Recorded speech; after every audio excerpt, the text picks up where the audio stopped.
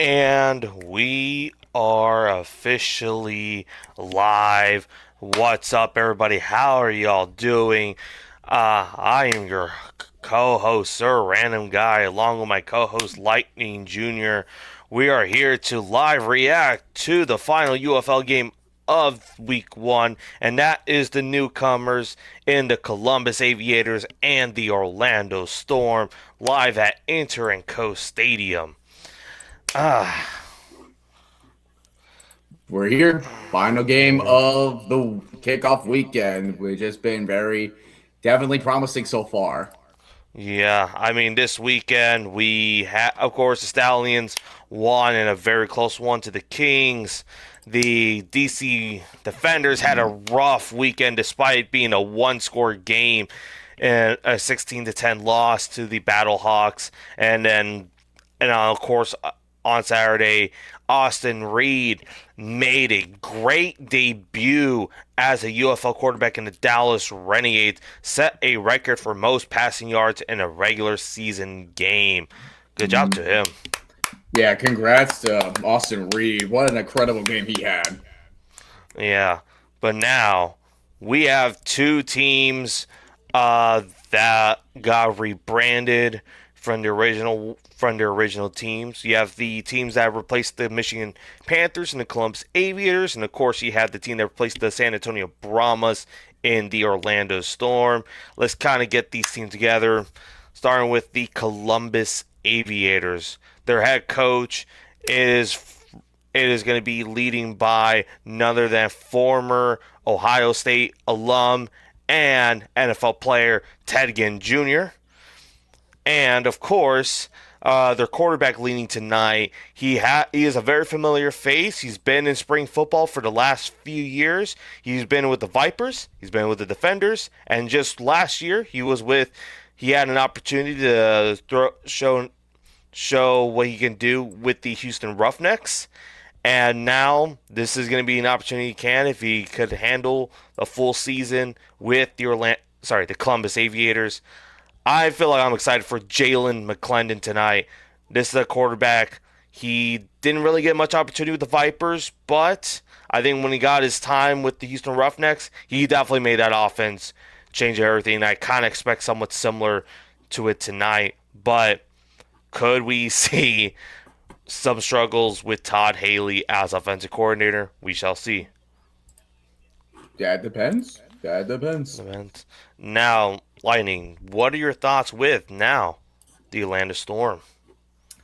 The Orlando Storm. Well, I definitely had a lot of expectations with the Orlando Storm. I actually predicted them to be as part of the playoff teams given the circumstances.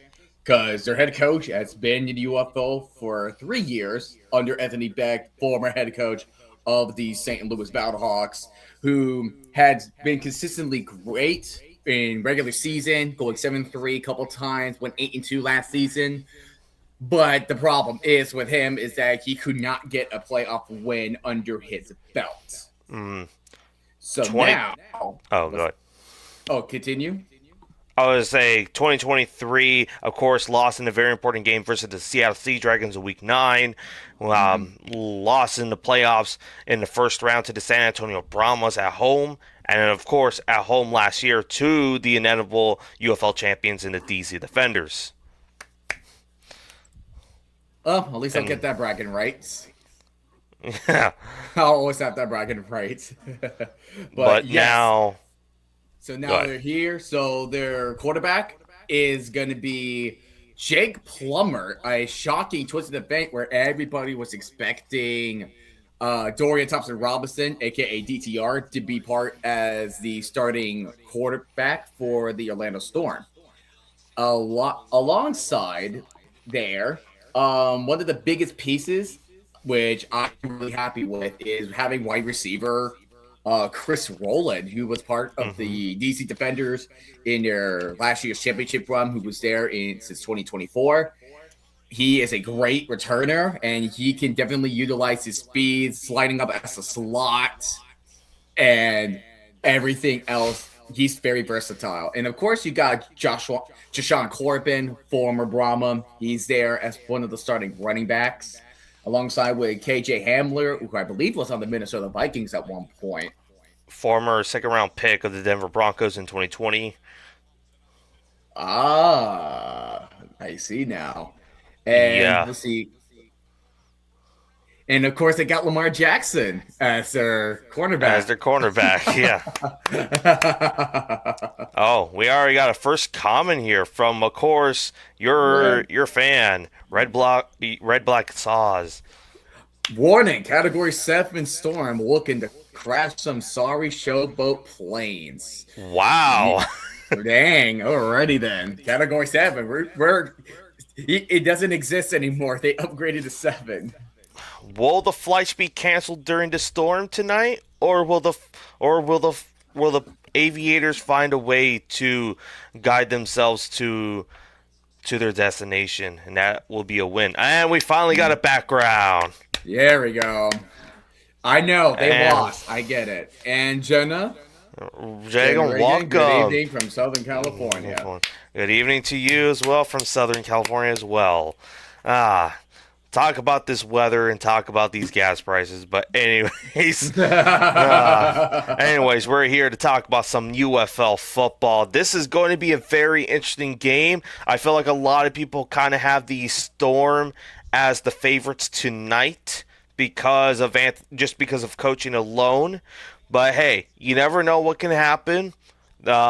Because again, these are pretty much brand new teams here.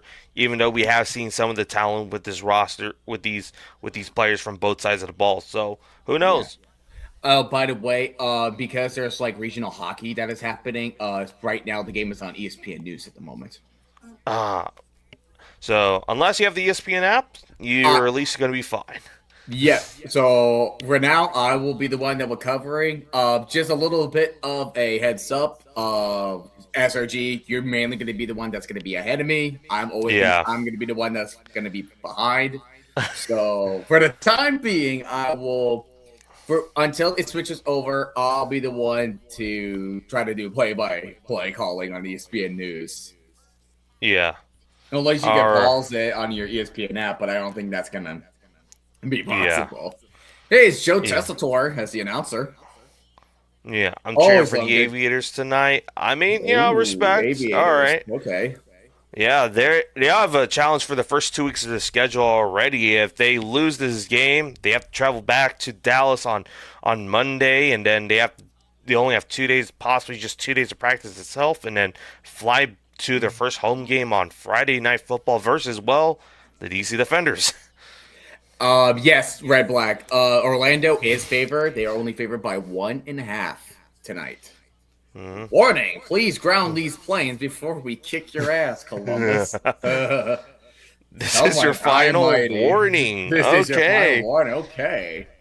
Now backing I down have with the the trash talk. ESPN I Plus love app. it. All right, then you I should love be good that. to go. And kickoff is about to happen very shortly. Not gonna lie, I thought it would be like a more bigger celebratory intro, but I mean, it's fine. I mean, you want to get the game started, go ahead. But yeah. Also, the Oh, jerseys are beautiful. That is true. At Columbus least, is the best. yeah. Columbus has the best jerseys. I mean, Orlando's pretty good. And it looks pretty good right now. They're the night games, and most of their home games are going to be night games. So it's not. So they don't have to worry about about. Oh, Talk about getting like a what do you- spoiler, hey, but it just happened. But okay. also, did you see the Duke? Wait, Uh did something happen to Duke? Oh yeah, the last buzzer, kind of not a buzzer beater, but UConn got a very last second three to lead the game within point 0.3 seconds left on the clock. Oh my goodness. Yeah, Reparinos. It looks like you might want to get the scoreboard going away because it looks like the Aviators are going to be the one to receive it, and we are kicking off yeah. here in Wow, Columbus, in Orlando. Orlando. Talk about Oh, a there's a fumble! Oh, the ball is yeah. loose. ball Yeah, is loose. It could be Orlando's ball. it will be Orlando's ball. Yeah. Oh my gosh. So we're going to see Orlando take the first steps on offense tonight Wow. instead of Are you Columbus. serious? We got a fumble Fumble. rookies. Fumble Rooski. Oh my goodness. Boop! That was popped out by Andrew Parker on the defense. What a start to this game already. And it looks like it was T. Jones that was returning it managed to fumble. Columbus's initials for this on the scorebook, CLB. All right. Yeah, I mean, what you got to do. But yep, and there's also a flag blocking the back on the receiving team. So penalty will be declined, and Orlando will be in great territory. And what a throw, and that is a catch. Jack Plummer at quarterback, and that was caught by Elijah Badger. Hey, Columbus, you still happy you joined the league?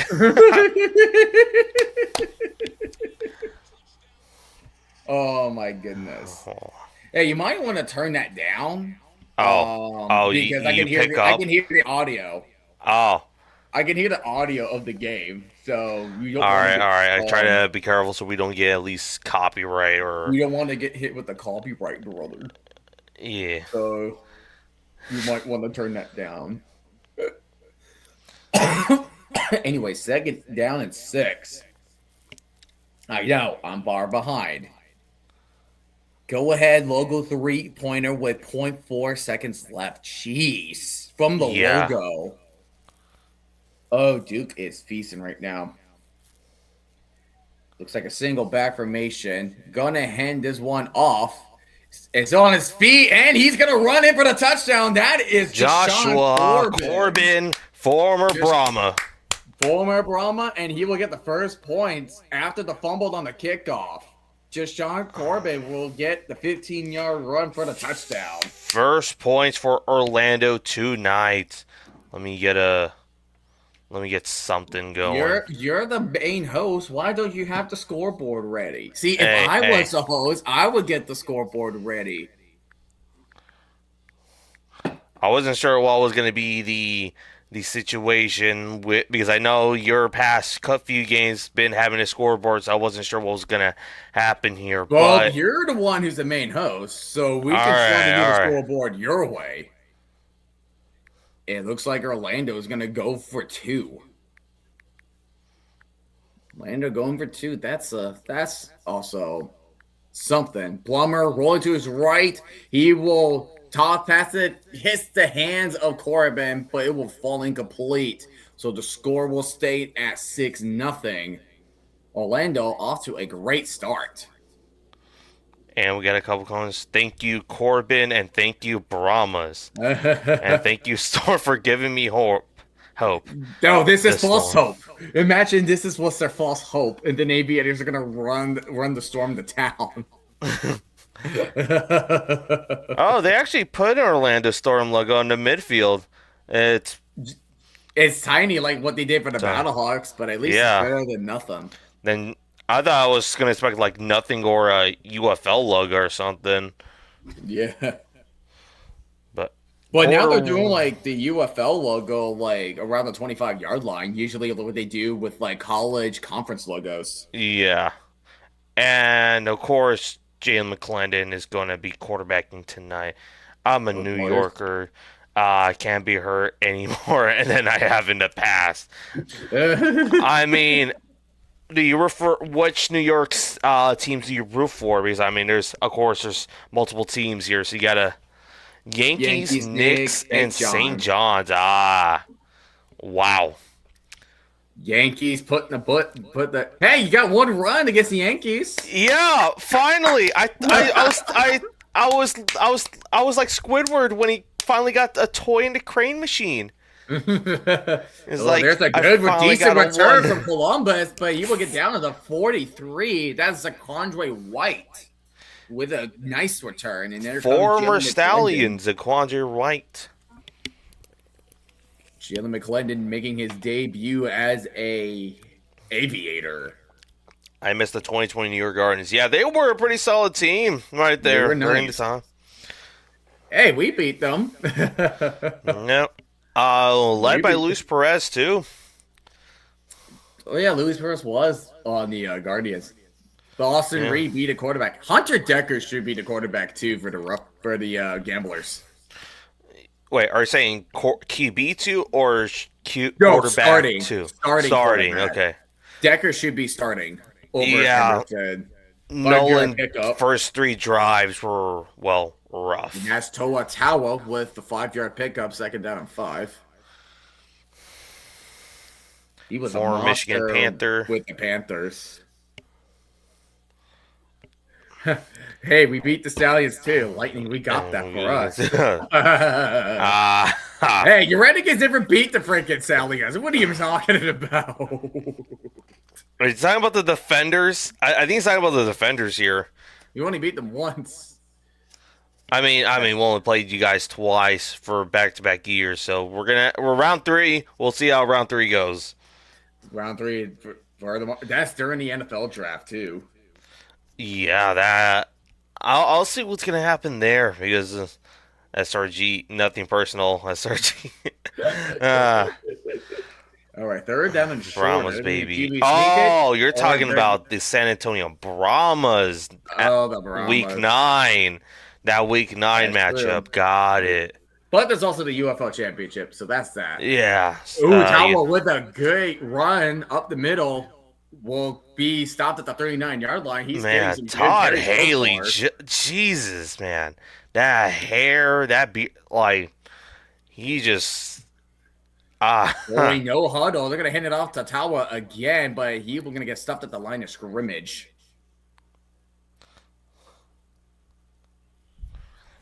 You will get stuff. I think the upper deck for Storm is like not for sale, I believe. I mean, because I think it's like how many in a seat for like it's like 20 something It's 25. thousand. It seats 25,000. McClendon Yeah. scrambling. Will throw it to his receiver. That was caught by Tay Martin. I mean, maybe there's a chance if it's almost sold out last time. I guess it was almost sold out for this game. Maybe there's a chance it could be thinking like, hey, we could probably open up a couple more sections. Man, Todd Haley looks like he's about to cosplay either Rex Ryan or Rob Ryan. Yeah. Or I don't know, he kind of gives me like the dude vibes from the Big Lebowski, if you get that drift. Glendon Tay Martin in motion goes right back to the slot. Man. McClendon going to hand this off to Tawa, and Tawa try to go up the middle. Gets a decent gain. Still second down now. Celtics beat the Hornets. Zach Nabbit, 114. I mean, you're finally into play. You're back into play-in for the first time, I think, Yeah, since but the seeding 2021. matters because if we're seeds 10 through 9, we have to win 2 games. If we're seeds 7 and 8, we have to win 1 game. Yeah. Donnie Abraham used to be the defensive All right, coordinator I guess- from the Battlehawks. All right, here's a question. Oh, that's a good movie. Oh. Here's a good movie. He of my teachers look exactly like the dude from the Big Lebowski. 3-yard pickup from Secondre Wright. It will be 3rd and 2.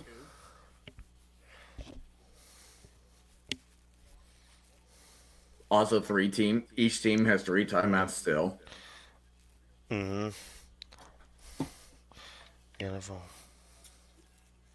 Oh, the NFL plans to begin hiring replacement refs before the expiring contract. Wow, we might get replacement refs again. And it happened in. I'm not familiar with it, but I know it I think happened it's in 2012.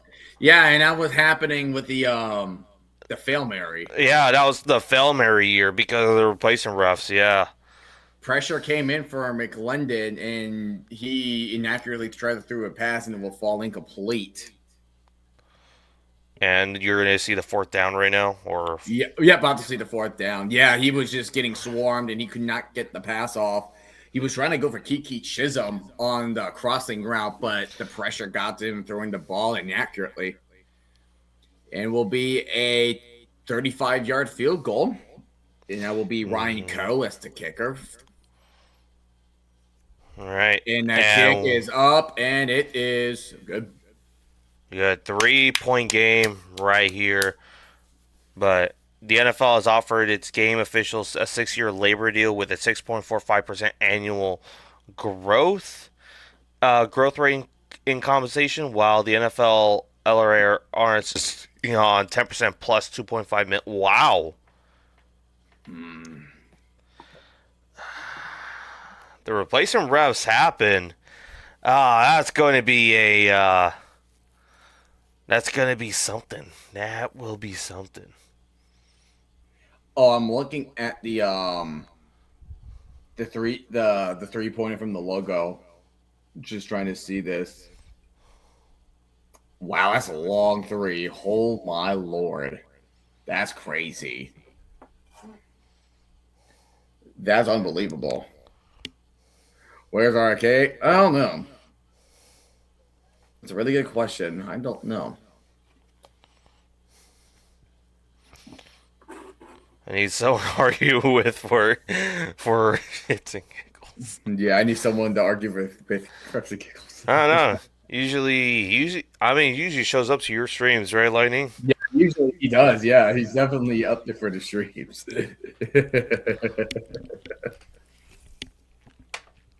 You know, while we're at that, hold on, I'm gonna go to the tier maker so I can get to at least have it ready when it's time. Let's see. Can I reset? Yes, I can reset. Nice.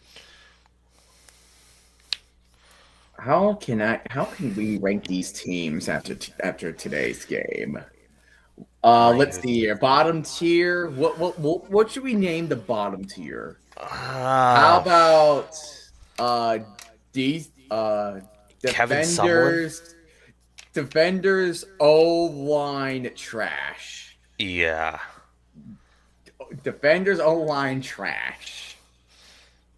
Uh, S tier let's as do Austin Reed. Austin Reed, yeah. Austin Reed. He has to All be the right. offensive player of the week. He has to be the offensive player of the week this week. Yeah. I'm trying to think how else. Uh, B tier. Oh no, I got one D tier. Stallions kicking performance. He at least got one field goal. He at least got one field goal. That's all I can go with. Let's see. Stallions kicking performance. And what else? And what should be like A tier? I want to at least like get rid of one of the tiers. Yeah, delete row. There we go. Ooh. A tier. A tier should be Orlando's logo. Well, depends on what we see. Um. Oh, Pete. How about Peter Tamapenu? Oh, Peter Tom Bennett. Yeah.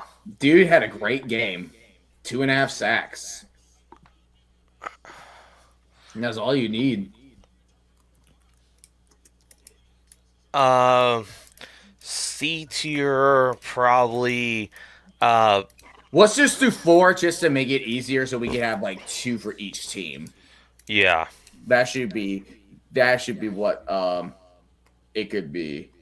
I'm leading this weekly series in your hands. Yeah, Tom Upen. Okay, that's his name. Okay. I mean, for me, I gotta make sure. I gotta see. Because a part of me kind of also wants to wait for a name, just because the how this game goes. So that's also another thing as well. Mm-hmm.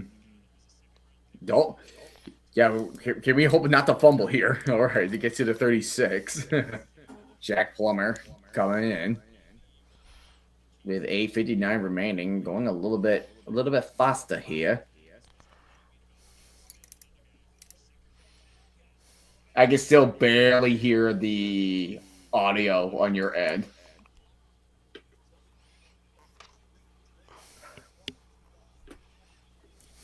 You really want to get us Mhm. copyright struck, dude? Hey. Did Anthony Beck lose weight? I mean, he looks a little slimmed down since the last time.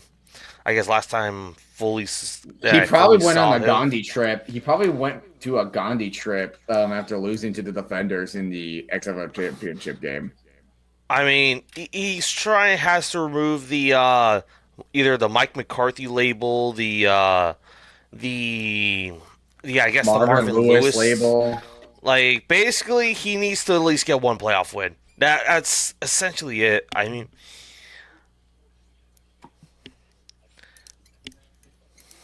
There we go. All right. Yeah, so we have Austin Reed, Beta Amupenu, Stallions kicking performance, and Defenders O line. yep. That's our tiers for tonight. I guess one thing I guess we haven't mentioned is I guess the only thing I didn't even talk Plumber. about during my UFL Media Day stream was every Ooh, team's there's a good expectations catch this and year. run. Good catch and run. That was that was caught by Elijah Dotson. Hmm. But yeah, that's the only thing I didn't even talk about during my stream was every UFL team's expectations going into 2026. Oh yeah, the expectations. Well, that's fine. I mean, we can kind of talk about the direction that we're going. 2 yard pickup Yeah, there. yeah.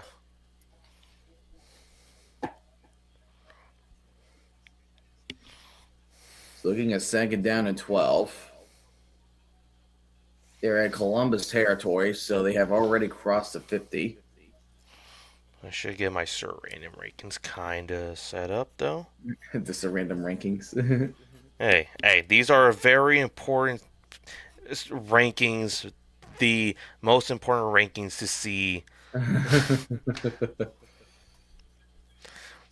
Alrighty, here's the handoff to Dotson. No gain on the play, so third down and kind of long for the Orlando Storm.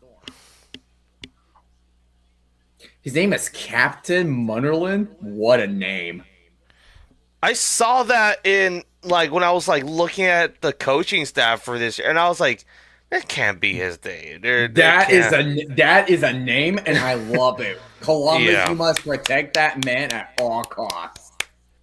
Alrighty, here we go. Third down and 9 from the 44-yard line. They need to get to the 35. Dropping back is Plummer. And he is going to get, it looks like the ball was slightly tipped. Pressure was coming from behind. The ball will be incomplete.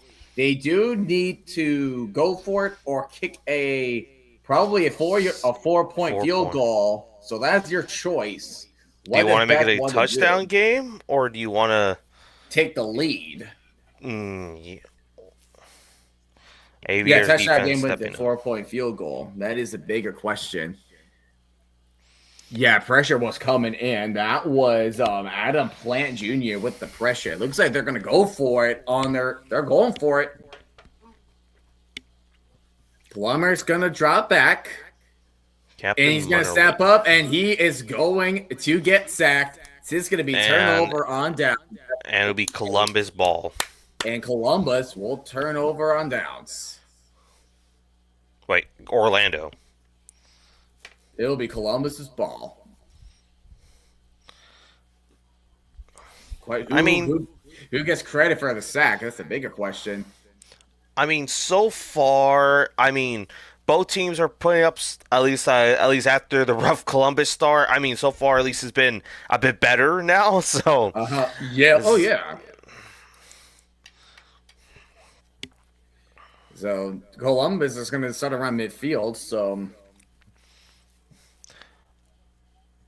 I guess there's those situations. I guess since I'm thinking Anthony backed or everyone sees their kicker on practice, I'm assuming they're like, yeah, we're not gonna risk the opportunity for 4 points. McClendon throws a 6-yard pass to Alize Mack, former Brahma, I believe. Yeah, I feel like for the most part, I think the Orlando Storm retained a lot of some of the San Antonio Brahmas players. And Columbus with Michigan. in Louisville with Yeah. Memphis. I kind of wish Frank Ginda was still here, was still there. Me too. And then that's going to be a handoff. That's John Lovett, but he'll get only about a yard. So third down, 5 minutes remaining in the first. You might be ahead. Donnie Abraham as the defensive coordinator for the Orlando Storm. Mm-hmm. Yeah, Aviators defense is 7 up. I agree with you, Jeddah. All right, third and 3, 49 total yards for Orlando, 46 total for Columbus. Shotgun formation, McClendon, Lovett going in motion. Yep, McClendon's going to go ahead and throws a quick one. That's the catch. Shakes off a tackle past the 30, and we'll get down at the 22-yard line. That was Jalen Moore with the catch. I think he was a former Panther, if I'm not mistaken. Incoming timeout, by the way. All right, coming timeout. And Yeah. that was a missed tackle right there. I mean, so far right now, Ted Ginn Jr. is kind of being the CEO type of coach right now, trying to see everything's all in order. So Yeah. Mike Abraham had a missed tackle. That should not have been a first down. yeah, Unfortunate. So that's a little bit of a miscue right there. I'm But first down and 10, McClendon, and yet there's going to be a timeout.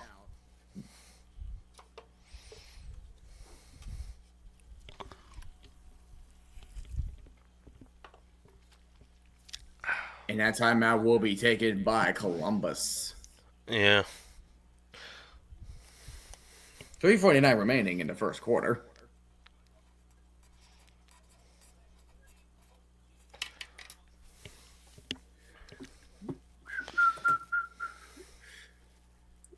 What are we thinking about next week's games? Like, what do you think? I might I want to do the Tuesday game so bad, but unfortunately I do not have FS1, so I'm probably gonna watch the highlights at best for that game. I probably won't do that. I probably won't be able to do any of the games next week because well, especially the Tuesday one because I'll be back teaching. So Yeah. I mean I'll watch the game, but I can't like do this. Yeah. And that goes the same for week 3 because You're I'm going to you're a gonna be in Defenders DC, game. so I will be at the home opener. yeah. Oh my gosh, look at my oh my gosh. All right, I gotta see something. The Friday game. I know it's Defenders versus Columbus.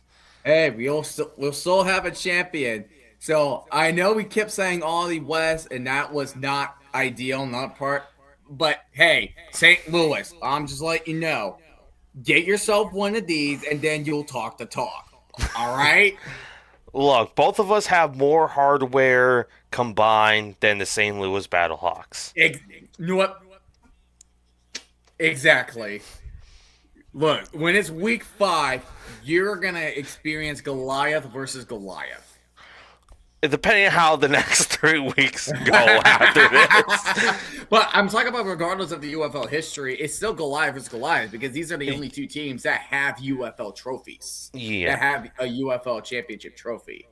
Yeah, and then of course you have the Renegades with the other XFL championship, not a conference one, but Yeah.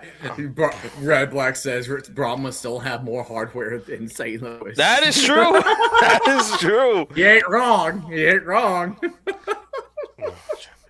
I guess the only game, even now I probably can't even watch the Stallions game because that game's gonna be on NFL Network. So the only game I could watch is the Storm. That's the game I could watch, the Orlando Storm versus the Kings. So they're hosting the Kings. Yeah. Oh, dude, I feel pain. I feel pain. Yes, sir. Baby. All right. Yes, sir, baby. Alrighty, we are back. Columbus at the 22. They are right outside the red zone. They are trying to look to take the lead, especially after the disastrous start. That was a fumble during the kickoff. Yeah. Second. This is the second drive, right, of the game for Aviators. I believe so. Yes, this is the Yeah. second drive. So now it's going to be a couple yard game. I love it. So it'll be second down and long still. I think a player's. Oh, never mind. Never mind. It's all good. All good. I mean, I guess they're still gonna evaluate him, but and that is Andrew Parker. Yeah. Stop yawning, man.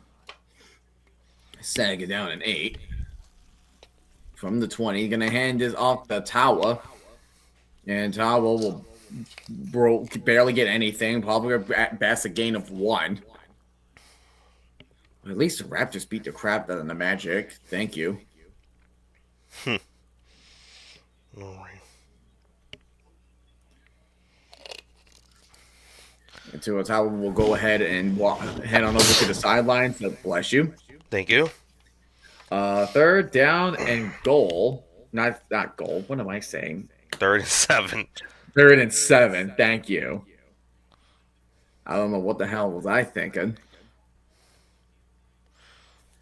Oh yeah, John Oh Love. yeah, that's all right. Andrew Parker. That was the that was a player I believe popped. He made a forced fumble during the kickoff. That was a player that was responsible for the fumble. Ryan Coe, the kicker tonight for the Columbus Aviators.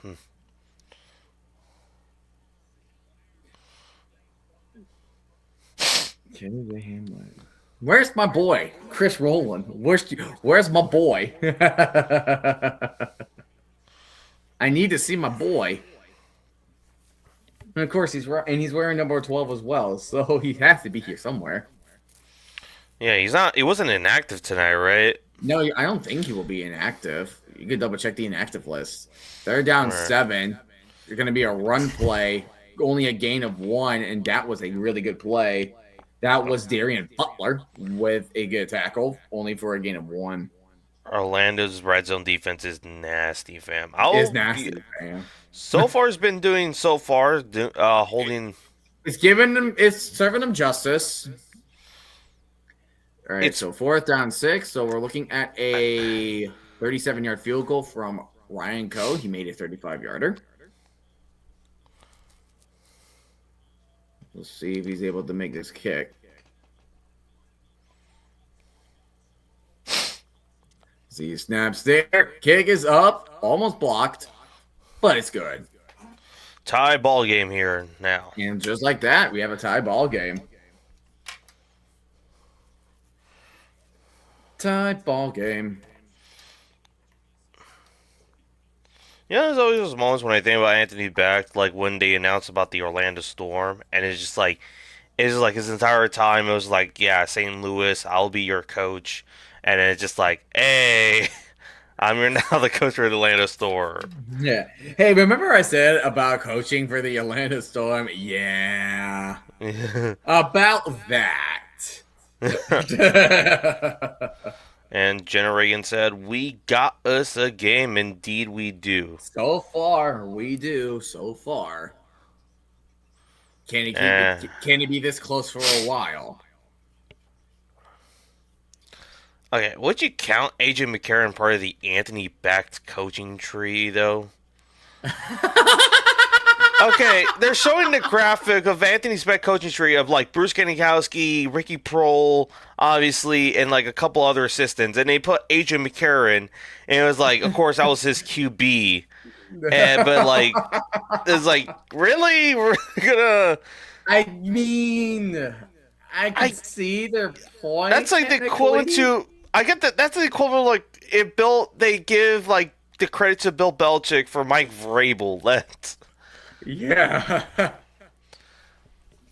And there's Roland. He'll get tackled at 30, but there he was returning kicks. So he's active. Oh my goodness, yeah. Bruce Gradkowski, Gino Gradkowski, Kyle Kasky, Ricky Prohl. Hey, Ricky Prohl was electric in He was hyped game. for this He game. was Yeah. very hyped. He was very hyped. He mainly like that challenge he did on the pass interference call. Yeah. That was a good challenge. Like he can be a really good head coach. He can be a really good head coach. See if you can beat the Renegades on next week, Tuesday. Yeah. First down to 10 from the 30. Play action, and that's going to be a pressured ball, and he has a let that flutter up the air. I think the penalty is going to be offside because I think one of the edge rushers on the Aviators jumped just before the snap. I forgot the offense and the offense of the Storm is a co-offensive coordinator thing. I forgot about that. Co-offensive coordinator. Yeah, because you have Colin Thompson calling plays right now. Hmm.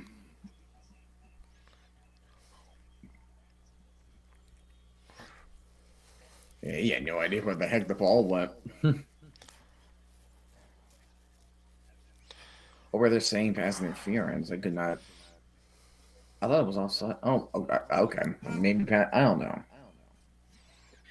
Anyways, first down at 10 is going to be an end around, but only pick up about 4, and that is KJ Hamler with the carry. We got about a minute 10 remaining until we have reached the end of the first quarter.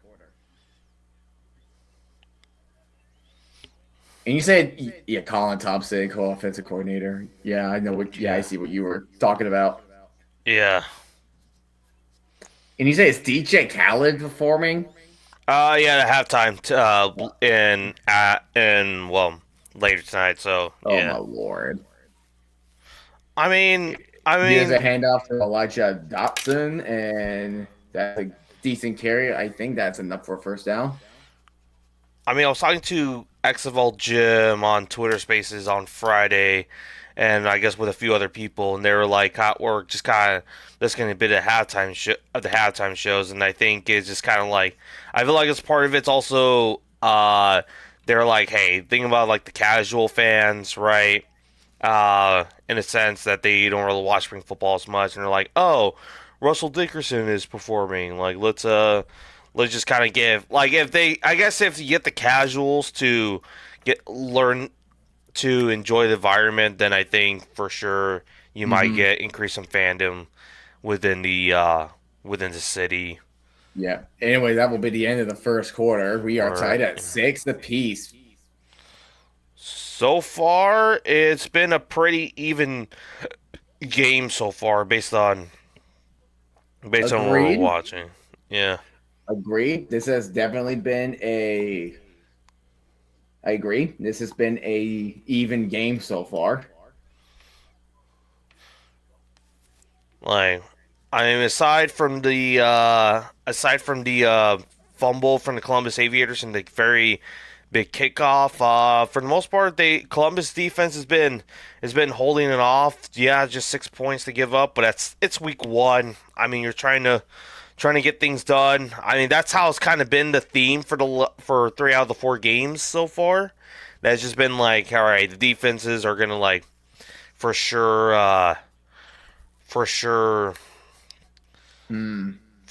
have their fun, and then it's gonna take like maybe a bit for both offenses, from all the offenses to adjust, unless your name is the Houston Gamblers.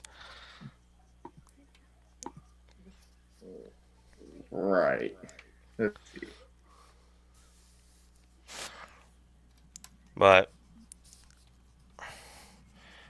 I guess what are the expectations for both teams this season? I guess that is something to look into. My expectations for the Storm at least is kind of like high. You did put them as a playoff team. So. Oh my goodness! Somebody is freaking illegally streaming the freaking UFL game. Wow. Wow. Jagger 9 posted it. There's a YouTube on YouTube that's been illegally streaming UFL games all weekend and stealing ratings away from ESPN. Yeah. Wow. The fact that people just freaking do that, that is just I so mean, unreal. it's. I mean, my expectation for the Storm is just making the playoffs. I mean, understandable. It's a new team. You kind of just want to see your team make the playoffs. At least for me, my expectation for the Storm is kind of like. It's honestly, since Becht is there, is legit. I just think of like the Battlehawks. Honestly, I'm like they're likely maybe a team that's probably going to make the playoffs, and then just maybe they get bounced out. Who knows? Or like, but since they're so new, I'm just like it's kind of hard to gauge the team overall. Yeah, because they never played a game. Yeah. Oh, by the way, remember when North Carolina blew 19 points to VCU? Duke was What? Duke was up 19. Wow. So if they were talking crap earlier about how they choked 19 points, well, they can't talk that anymore because Mm. both teams literally did that. Hmm. So like the time where Memphis blew a 16-0 lead to the San Antonio Brahmas a couple I years think it was back, I think it was or 20, it 19, was 20 it was points. It 16-0. was It something, was going to the fourth quarter, and then the Brahmas scored like 19 unanswered points something like that. afterwards. Yeah. Yeah. All right, first down and 10. We are now officially in the second quarter now. From the 46-yard line, Jack Plummer in shotgun. Looks like we might get a blitz here. And they do. It's like a corner blitz. And there's your man. Gets past the 35. Four defenders trying to tackle him down. That will be to the 29-yard line. That is Elijah Badger with that big catch and run. First down for the Storm. And they're going to go no huddle. I see Chris Rowland in formation now. Dotson's lining up right beside Plummer. Going ahead and audibling. First and 10 at the 29. Plummer takes a snap, and he's going to throw a little deep left side. And Rowland looks like he tripped, but that will be incomplete. It looked like an interception, but it looks like his feet did not. He did not get a foot down, but that was still great effort. That was still good effort.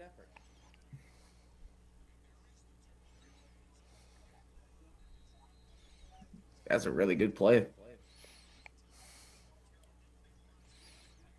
I can ask you who that person's name is. Oh, DJ Miller is on the team still. Okay. My heart almost jumped out of my And there's back. Dotson. Dotson gets a good carry. Gets a 10-yard gain. I'm not expecting Alrighty. much from these two teams. I mean, of course you are not. You're a Renegades fan. I know. Oh, just wait until the Renegades lose to either of these two teams. Then we'll pretty much gonna check in and say, "Hey, were you still expecting much for these teams?" To me, I'm just hoping the Renegades could finally hold a lead this season. Finally, not choke a game. That's been the common theme the past 2 years. It's not like any team's really beating them. It's them beating themselves. Corbin gets tackled at the 15.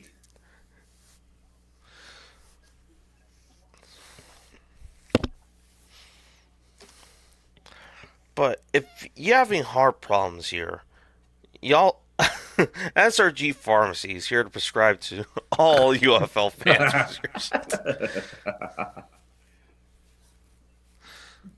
Hey, I've been his loyal customer. It's legit. Yeah, yeah. I found an SRG Pharmacy since 2023, and it's been a blessing ever since because Pete Carroll has been a guy that's been giving me heart attacks to the Seattle fan base for the past many years, and I felt like I got to do a service for everyone in the football community, and in the baseball community, and the basketball community, any sports It's community here really. all year round. Yeah. I mean, the Stallions Mickey Mouse will Mickey Mouse B still exists, so it's possible to the Renegades to hold a lead. Whoa, whoa, Damn. whoa! Okay. Calling it a Mickey Mouse By the way, championship. Kenny Wilkes just got a sack. Plummer gonna drop back again. He's gonna throw it, check it down to Corbin, and Corbin. Ooh, was that? That was really close to a horse collar. That one was really close to a horse collar.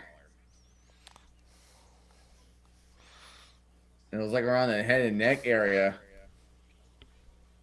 But are they going to be going for it? It's 4th and 4. They Do you really go for want the to field go goal? for it? Or are you going to make them jump? What are you going to do? Because if you get offsides here, that's automatic first down. Hmm. If you get offsides here, that's automatic first down. Let's see what they do. And they will go for it. Play action. Plummer throwing it a flutter. Oh, too high. Yeah. Turnover on downs. He had a man open. And that was intended for Connor Fox. Oh, dude. 0 for 2 on 4th down conversions today for the Storm. I really think they don't trust their kicker enough to be like, yeah, He was we open, but the pressure just got him. yeah, that hurts so bad. I mean 0 and 2 4th down. I mean, it's already something. I mean, congrats. I mean, give props to the Columbus defense for sure. But it's those ones I'm thinking like, man, they do not trust their kicker to kick that far in these situations. You're really getting very Beck's getting greedy. Like, Yeah, why are you not taking your points? You would have a 6-9 lead, which is nice. I don't know why. I mean, hypothetically, I guess, yeah, but I don't know if this is just a way. I would just kick the field goal there. Yeah, I mean, it was much closer than last time. Like, I understood the first time around. I was like, all right, it's still kind of far. You try not to give them much field advantage you can, but this time around, it was like you could at least tried right there. You need to at least like take the lead. Like if you're tied, just take the lead. Like either they don't trust their kicker or they're just trying to be like Dane Campbell and just and just be ballsy and going for it down a lot. Yeah, I don't like that. I don't like how they just go for it. I don't Like I would understand if it's dire situation, and I'm like, all right, dire situation, do it. But it's like it's the second quarter. Like you, What's up, Fly? what's up, Fly? How you doing? Sound like Joey. How you doing? How you doing?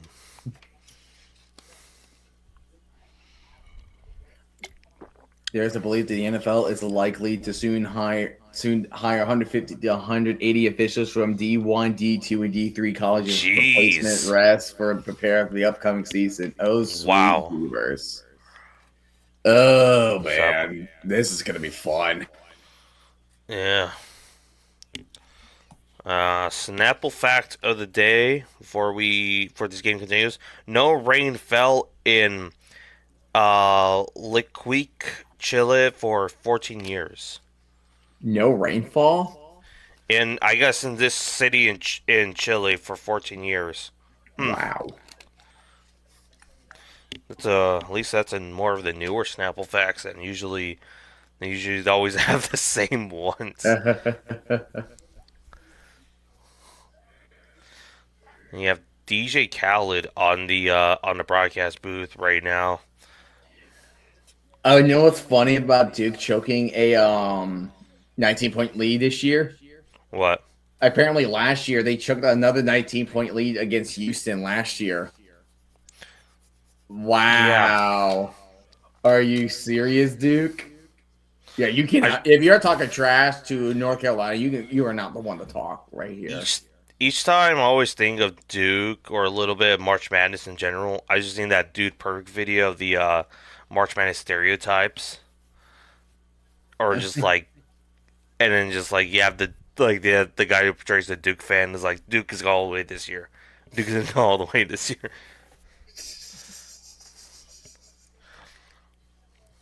Dude's collapse is inevitable. Yeah, it's definitely inevitable. Oh, and DJ Khaled is in the freaking booth. Neat. Another one. It's another one. All right, so we got Illinois versus UConn and Michigan versus Arizona in a Final Four.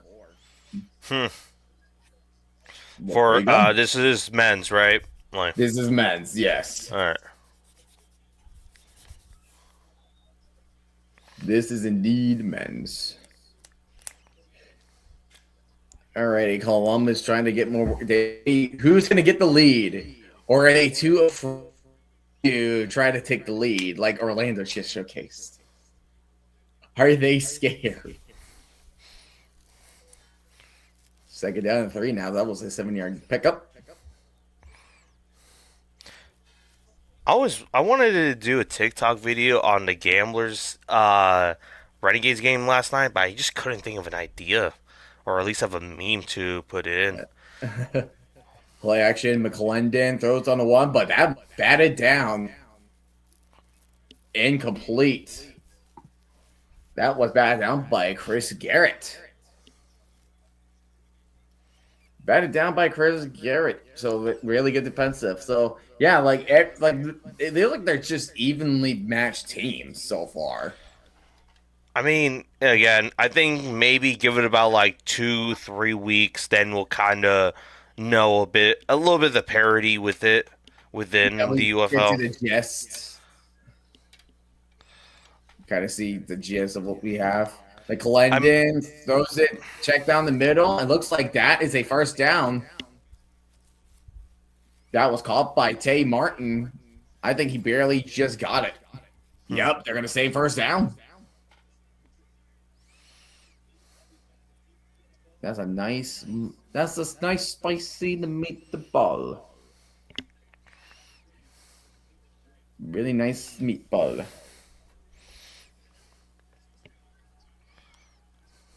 First down at 10. They're going to take it from the 23-yard line. The defensive line shifted. McClendon will drop back. Throwing it deep. Oh, he had it. Oh, my gosh. Kiki Chisholm had it. He had it. And he It was those moments. That was a catch. He had it. He had it. Yeah, where was his hands? I agree. A3, where your hands at? Where was his hands? I mean, probably all buttered up. Oh my goodness. Alrighty, second down and 10. I'm gonna go ahead and drop back again. McClendon stepping up, and he throws it low, but there is a flag on the play.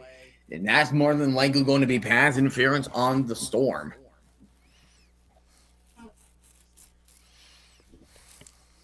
Illegal contact on the defense. That's an automatic first down.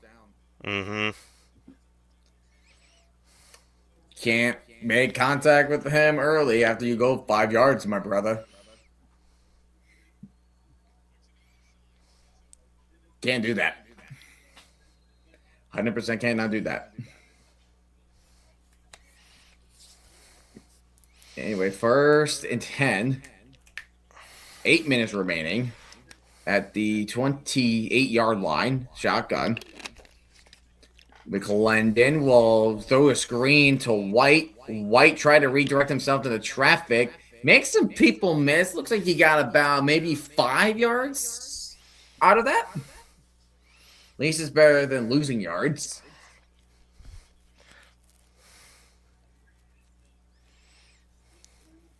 This is better than losing yards. Yeah, he did. He was shifty. I'll definitely give him that.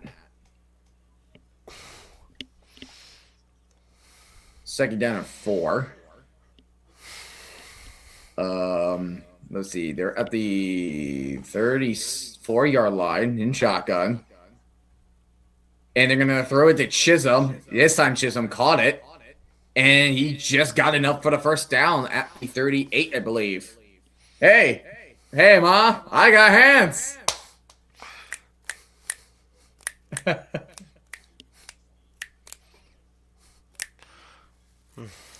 Alrighty, not making too flashy plays. Looks like Columbus looks like they're being slow and methodical.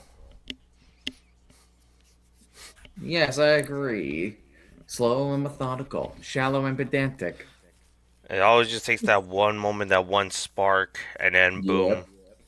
And then off to White. White, ooh, gets a big hole. Pass down the 40, 35-30, 25-20. He'll get tackled at the 20. That's a very big pickup by Sir Quandre The former White. Stallion. There we go. There you go. That was a big pickup. What's that defense? That was about 40 on that run. That was a 40-yard run right there. We look like DC in the championship game. Wow. Wow. Ouch. Hey, you guys at least won. We won now. So, but why? I guess early on, okay, early on, but why are we getting the jabs here? What do you mean? like, are you talking about 41 the XFL championship game back in 23? Like, what's with the freaking shade, dude? What did my team do? What did I do? But red zone territory for the Columbus Aviators. I think this is the first time I see them in red zone territory. No. Yeah, so I agree. This is the first time we kind of see them in red zone, I think. No, maybe kind of, because they did make it 35-yarder. Yeah. No. The defense before week 6 with Bryce Perkins. Okay, damn. Okay, I see. Their defense. But Glendon is going. He gets 2. He does not take a sack, but he does get 2 yards out of that. Sorry, man. Nothing personal, man. I was gonna say I'll do you better, but you know what I'm going to mention.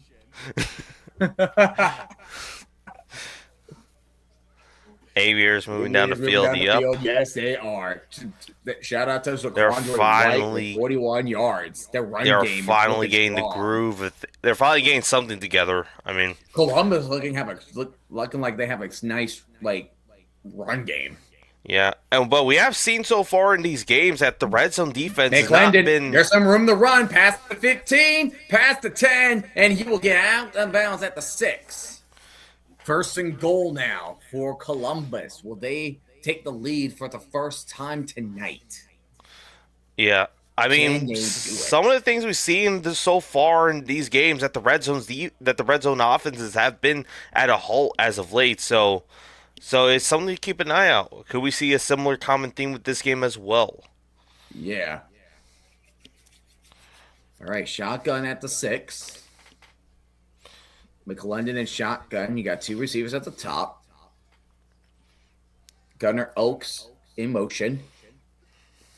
Looks like a little RPO. McClendon's going to keep it to himself. Gets 2 yards. We'll get down around the 4 or 3 yard line. Second and goal. So you're getting closer each time. Oh, we got Charlotte's fans.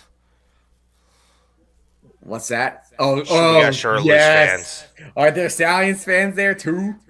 I wish, but no. It's the orange and purple team. That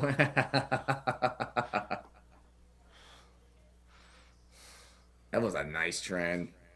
Gotta give credit. Shout out to the Stallions fans. Did it first. Yep. And then CFB was trying to copy it afterwards. Yeah. Tua Tawa tried to break some tackles, but could not break them. Or third and goal. He will stay around the 3. Staying at the 3. Yeah, he just could not break it. I mean, could we see our first touchdown by the Columbus Aviators? Almost 7.5 minutes on their drive, so they're really taking their time. Long, methodical type drives. Yeah. You you can't end this in a field goal. There's no way you'd We want to end this can't. in a field. And it looks like a timeout will be taken by. It looks like a timeout could be taken. Yep, timeout. Second timeout taken by the Aviators. So they got to come up with something to get a touchdown. I'm gonna hop off. See y'all next stream. All All right, man. right, see you, Red Black. Hope you have Or yourself see a you, good Red night, Black. man. Have a good night.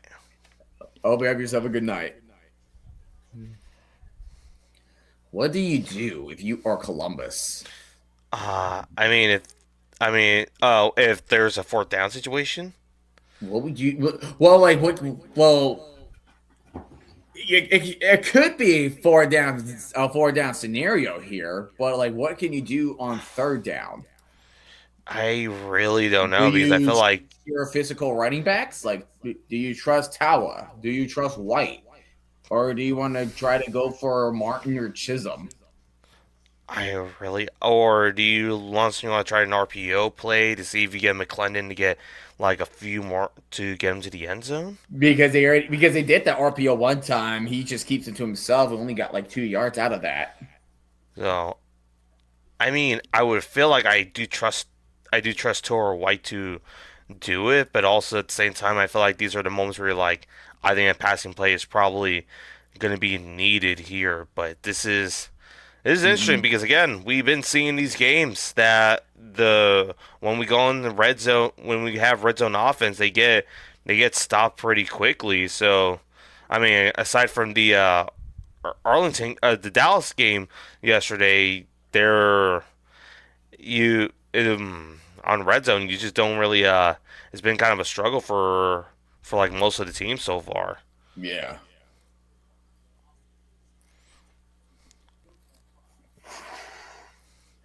It's just more like can you that oh yeah,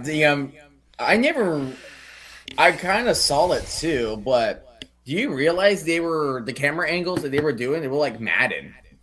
Hmm. Good Have you point. been realizing that? Not really much. Like on a couple occasions, yeah, but maybe Yeah, a couple of not times. like, but not like. Oh yeah, you're saying see it to red black. Okay. Yeah, see ya, Fly. Hope you have yourself a good one as well. Oh, I thought. Well, it's only Red Black, but I don't know if Fly is saying the same thing or not. I did not know that Yeah, he is he saying left see too. it to red black or is he saying see it to us? Both. No. Yes. The question. Here's your answer. Yes. It's both. I. It's like I hate you and I hate you. So see ya. See ya. Who?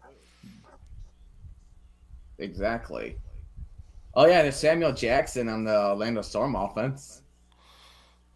We got Lamar Jackson and Samuel Jackson.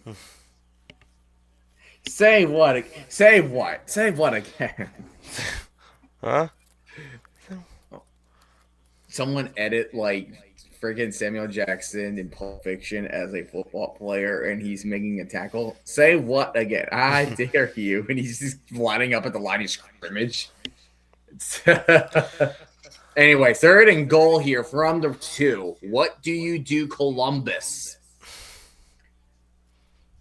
Shotgun formation. Takes the snap, throws the quick pass. Boom! Bat it down. Yeah. Incomplete. Wow. Yeah, I Keyshawn that Banks with the back that down. great play by the defenders right there. Banks. What a play, my friend. Now you're gonna see what And well, you'll see now what 4th Columbus down. decisions here. What does Ginn do? Does he want to kick the field goal and take the lead, or they're going for the biscuit? Risk it, no biscuit. Bruce Arians mode now. It's like they kill a lot of time. They can't just be. They Yeah. don't want to. Risk it, no biscuit. Under center, it's from the 2. Here we go. McClendon throws it to the end zone. Bat it down. That is incomplete. Turnover on downs. Batted down by Lamar Jackson. What a way! Wow. That's All man. that clock. Nothing. These teams are not Nah, taking go their points. points. What is going on? This would have been either a Take your 9-9 ball game, points. either a 9-9 ball game right now, or I guess unless you want to say the other hypothetical scenario, what, not 13 to 9 decided. It's 9-9. Like, why are you guys afraid of taking your points? That's like guaranteed points. Yeah, What are kickers, man? I mean, What are kickers? Co's like 2 for 2 so far. So we have seen that he is reliable enough to handle this type of situation. So Plummer hands it off, gets about a 3-yard gain. enough to kind of give him a little more breathing room. To Yeah, avoid a safety. They do have all 3 timeouts, and they have probably going to do one more play before the 2-minute warning, maybe. it's just They're gonna those get- situations. You got to be like, come on, you had a chance to. It's like if you're tied and you're field goal range, take your points. And your defense has been playing very solid for this entire game so Yeah. far. So it's not like, oh, like we're getting blown out by like 20 right now. So like Probably gets a gain of 2, and now we're in a 2-minute warning on Yeah. 3. Like Orlando was in field goal range. They had a chance to take the lead. They decide not to. Columbus killed all that clock, like about 8 minutes of that clock. Nothing. They decide to not take their points. Like, if you had the ball for so long, just take your points. yeah, and I get it. I understand it's like, well, we already came this far enough. Like why are we gonna waste it just to get 3 lousy points instead of getting like six points and But just, every point matters. yeah, I mean, like, let's just say again, like, if the Orlando Storm lead this game, and let's just say they scored another field goal, and that's the end of the score, Columbus is going to be thinking, like, I think there's going to be other interviews, they're going to be like, hey, if, like, oh, why didn't you take the points? Or, like, hey, if you, I mean, Teddy Ginn Jr. will probably say something like, hey, well, I mean, we went for this far, or something, or I don't know. There's always going to be something that's like, hey, or it'll be like, hey, would you do it again if you had the opportunity? And they're like, yeah, I'll 100% do it again. Because I mean, of course, you'll say that because it's like, hey, it's like, because like you made obviously you made your stance and lied on it. So That just hurts.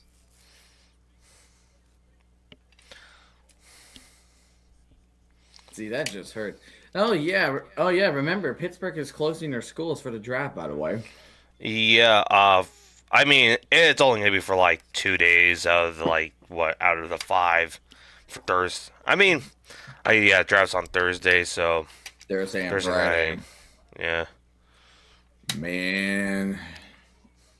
Like, they're really closing schools because of the draft. Come on now. I guess I know how important education is to you, don't get me wrong, but I think there's just like, hey, there's gonna be like crazy traffic as enough it is. I mean, there's gonna be online school, right? So I mean, they did say, hey, They're we're gonna learning go. remotely, but it's like, for me, it's like, I don't know. And besides, like, the draft doesn't start until like 8 o'clock. Yeah, but I think So- it's because probably it's kind of like they still need to set up. They still have to like set up. They still have to deal with a bunch of traffic control. Maybe, probably, yeah. Yeah, because I mean, you have to be there hours before the draft starts to get like to be like standing there and just to see who you're gonna go for. And even then, it's like a party. It's like a bit of like a party too, because you're gonna have people setting up booths and everything. So And I guess that makes sense. And also, you want to provide safety for the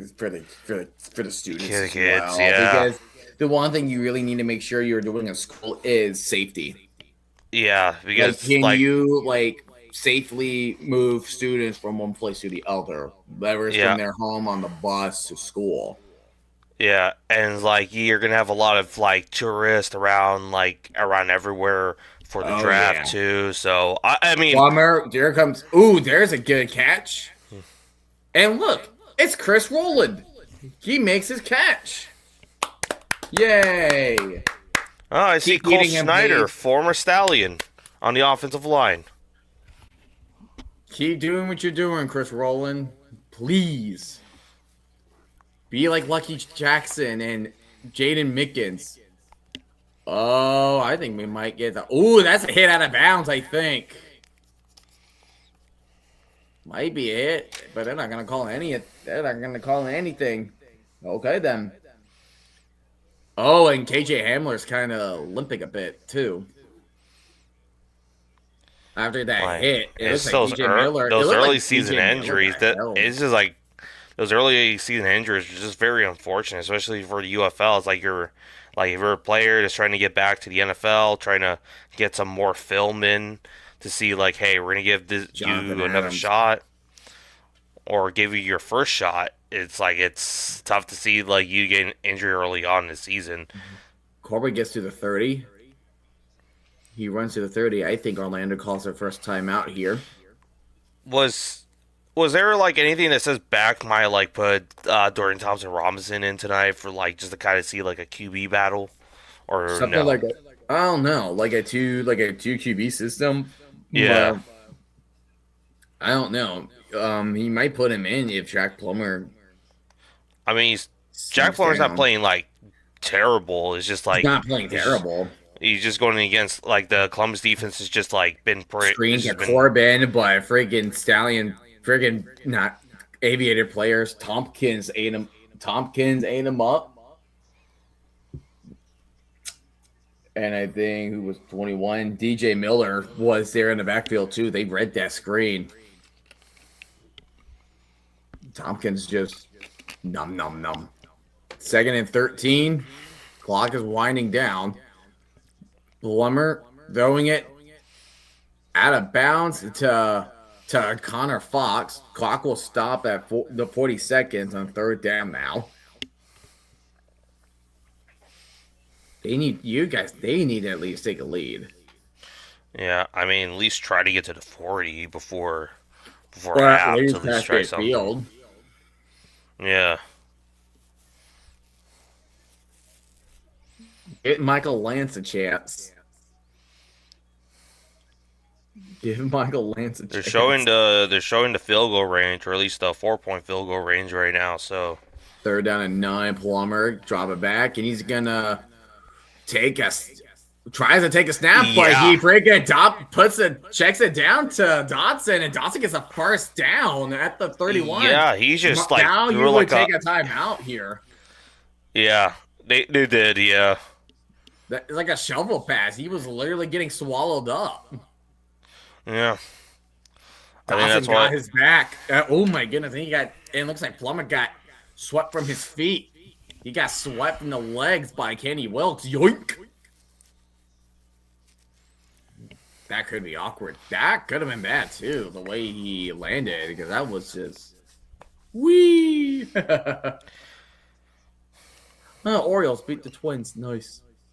And the Nice. Phillies lost. I'll take it. Braves lost today, but hey, we got the series win over the Orioles. I'm happy with Yeah. that. For me, I'm finally happy that I got one run. Then the I Yankees got a 13 rock. runs in the last three in the first three games. You're like Charlie Brown getting a rock. I got a rock. Yeah. On to San Diego. On to San Diego tomorrow. So We play the Athletics. Hmm. Jack Plummer's 9 for 12 for 100 yards. And the Mariners have to play the Yankees tomorrow anyway. So Oh, good luck to them. Drop it back is Plummer. Pressure coming in, and Plummer is gonna get sacked. The defense for Columbus, they've been showing up. Putting on the show. Let's see, it was 56 who got him. Yeah, 56 will take the credit. That is Ron Stone Jr. that will take credit on the sack. And Orlando's going to call their second timeout on 2nd and 14. They really wanted to get those points.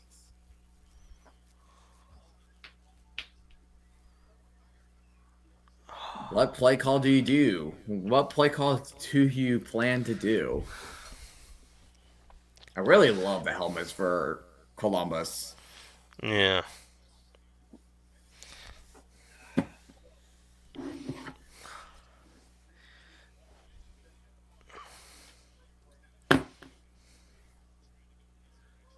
Dun, dun, dun, dun, dun, dun, dun, dun. We should find a Sporkle for halftime, Hmm. like a random Sporkle. Oh, Yeah. offsides. That's not Kenny Wilkes. Dump it off. And that will be intercepted by But we'll get DJ called Miller, back. but it will get called back. It's going to be a pick six, or he will step out of bounds, but that will get called back because of the offsides. Yeah. That would have That been was a Kenny that would have been Wilkes. a game changer for for Would have Columbus, but been, but offside by Kenny Wilkes will neglect this interception. But you did waste a lot of clock, though. It's 12 seconds now. yeah. You did waste a good amount of clock. But the offsides, that is definitely that's very They'll probably get the clock back, reset the clock mm-hmm. back somewhere. Yeah, I don't know, but at the same time, I don't know what Plumber was doing with that ball. So they put 16 seconds back on the game clock. So they can get an extra play in if they can.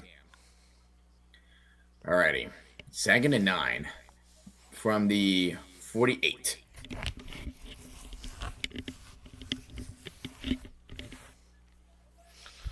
Drop it back. Plummer. He's going to throw it deep right side. Too high for KJ Hamler. Yeah. 3rd down and 9. Can he at least try to get around Looks the like 42? So they can do a 4-point field goal? I mean, I understand there's some pressure going on, but at the same time, I feel like there's also Plummer with his like receiving course been a little bit out of sync right now. Yeah. Like I said, I'm hoping like Roland can be their person or their guy. Yeah. Like Roland has the speed. In fact, has seen Roland play for like for in DC, so it's not like he has no film on him. Here's Dotson with the catch. He does get to the 36-yard line. 4 seconds remaining. So the 4 seconds does matter because if it was 12 seconds, that would have been halftime. Yeah. If it was 12 seconds, that was halftime. So please get your field goal unit back for the love of God. They will. Get your freaking kicking in. Hey, if you missed this, guess what? You still would have gotten a lead of 9-6 if you would have kicked it. Yeah. Guaranteed points at least. Or tied 9-9 if you're Columbus, but it make it 12-9 hypothetically, and it's Michael Lance for 55 yards on the right hash. Columbus might ice the kicker, and that is definitely the case here. Lance is going to practice his kicks. Looks like he made it, so he does have the leg from what I'm hearing from the crowd. And Columbus will have no timeouts. Orlando has 1.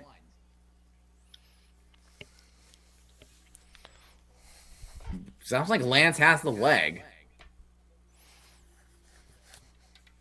You just got to put your trust in your players. It's just accuracy. He probably has to boom, but probably just accuracy has been the thing. Yeah, like you can have the leg, but do you have the accuracy?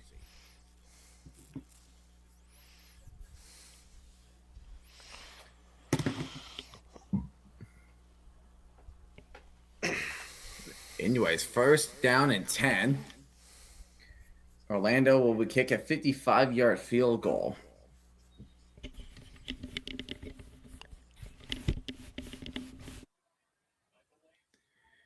Alrighty. Michael Lance with a 55-yarder. Here's a snap. Kick is up. He looks like he has the distance, and he got it. Orlando will lead at halftime 9-6. And looks like SRG has decided to be frozen for a second here. Hello, Earth. Earth to SRG, are you there? Earth to SRG, are you there? And it looks like he has left. Looks like I'll be taking the show from here, I guess. I'll take the show from here. Yeah, so Orlando here. Let's go pull up the official statistics here. Let's put up the official statistics here.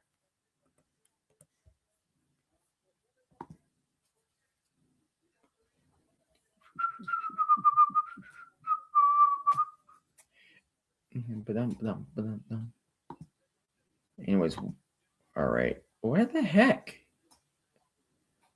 I'm in the show. I can't do anything.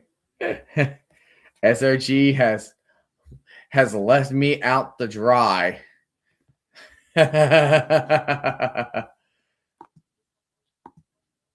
He has left me out to dry. Is there a way to like, can I invite him back or something? I don't know. Hopefully I'm hoping he'll be able to get to come back. Anyways, let's put up the scores. Not 6-9, 9-6, or 6-9. Nice. For this game at halftime.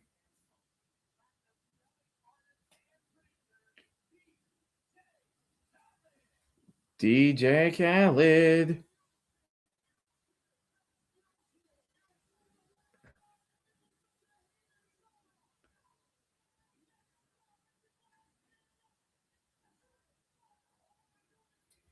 Anyway, so yeah, so let's take a look at the statistics, right? So 153, so very neck and neck when it comes to total yardage, right? 153 total yards for the Columbus Aviators, 157 for the Storm. And Orlando is leading the passing department with 115. Columbus only has 61 passing yards. But Columbus does lead Orlando in rushing with 92. Orlando has 58 yards. Both teams did not convert fourth downs. Columbus does have that one turnover, and that was during the kickoff. But 3 sacks so far for Columbus, on to Orlando getting 3 sacks so far. That is a big time. That is definitely defense showing up big time. Ron Stone for Columbus gets the credit with 2 of the sacks, and a Plant will get credit for 1 of the sacks. But Jalen McClendon has not gotten sacked so far as of yet.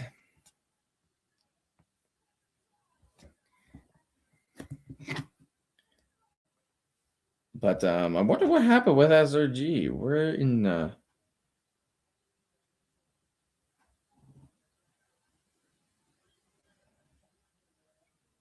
so I wonder.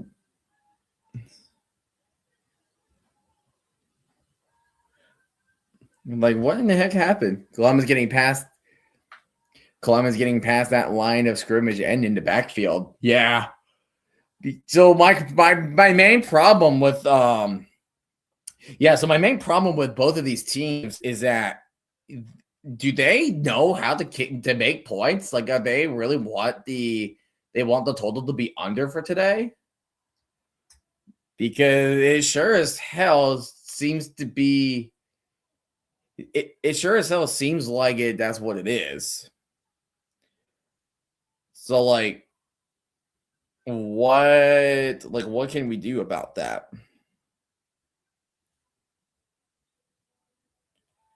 So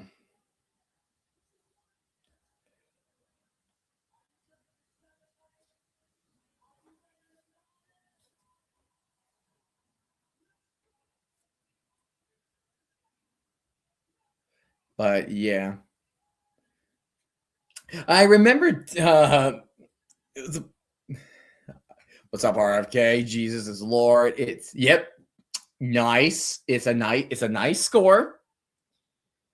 It's definitely a nice score. We say it about SRG was here, but for some reason I think he might have lost connection. I do not know what in the world has happened to him, but I'm hoping that he is doing all right here. I can't just leave the studio or else it'll pretty much cut the stream here.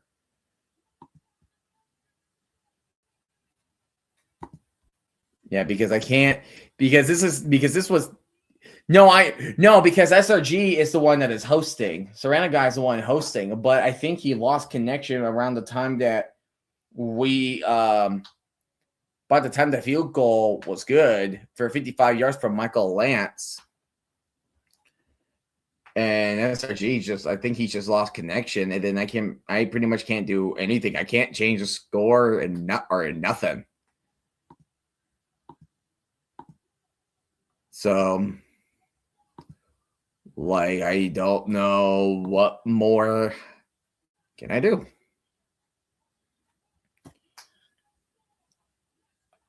I don't know what more I can do.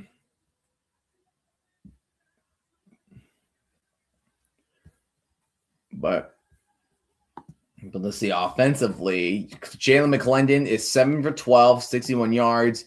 Jack Plummer is 10 for 14, 115 yards, but he did get sacked. But he got sacked 3 times. Go to his house and make him rejoin. So Quandre White does have 45 rushing yards. I mean, there's some White, Tawa, McClendon are definitely getting the rushing in. Corbin is doing nice, 6 rushes for 32 yards. The passing department, Elijah Dotson's the running back on the Storm that has been doing well.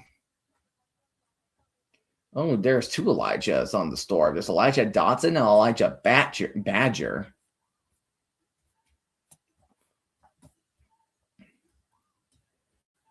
So that's pretty much the gist of what we have. So that's the gist of what's going on.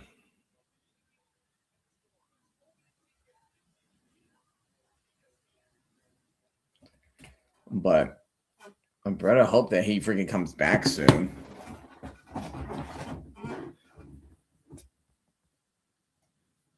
Because I gotta get freaking commentating over this.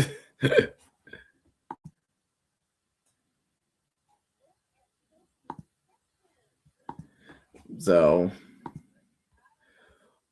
I don't know where he's at. I don't know where his house is at. I don't know where he is.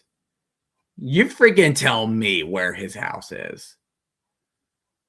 Because if I don't know, then you don't know. If I don't know, you don't know.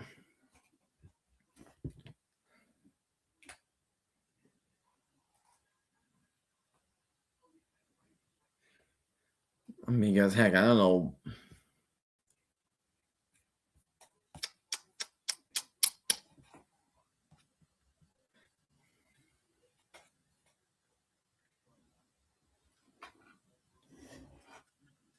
Travelers to beat the Warriors is 123 to 88. Your goodness.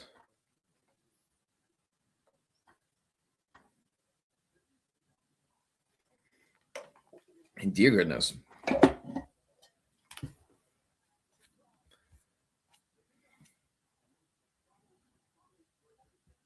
Let's see. I think that's him. I think that's him on Discord. I want to see. Oh, never mind. It's just he's saying he. Yeah, I don't know. I don't know what the hell just happened. He abandoned me. He abandoned me, and I'm very sad. He has abandoned me, and I'm a sad panda. I am a sad panda. I don't know what to do, man.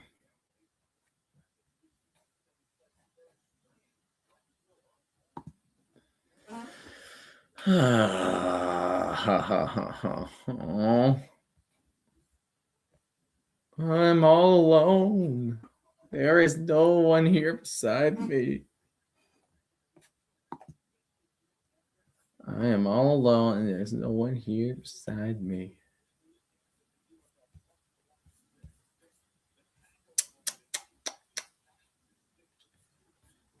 Like Donkey and Shrek when he's just all alone outside and before the freaking fairy tale creatures just started to raid his house, just raid his place. That's pretty much what I'm just thinking of right now.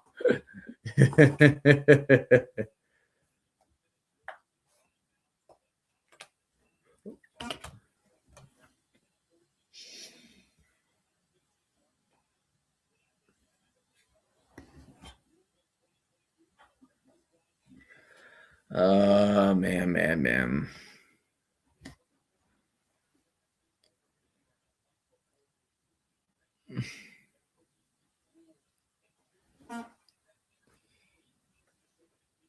Hold on. Let me see if it's something.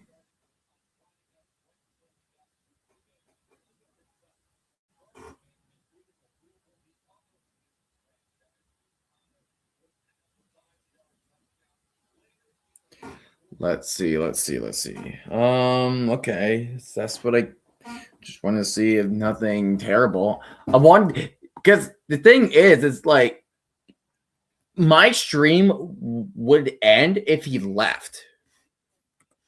I wonder if his stream is still going. Yeah, his stream is still going. That's so weird.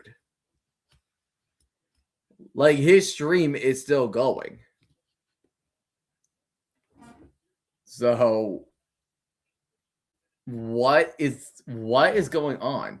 So how come he left? And then his freaking thing is still going on? Like someone help me.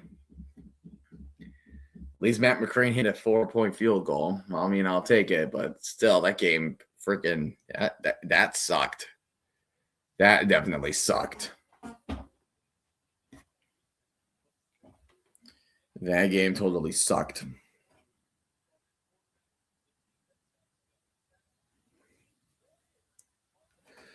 All right, you know what? For the time being, hold on. All right, let me go up and put up this. Let's see if I'll try. Let's see. No timer. We are in the third quarter. Well, let's see here.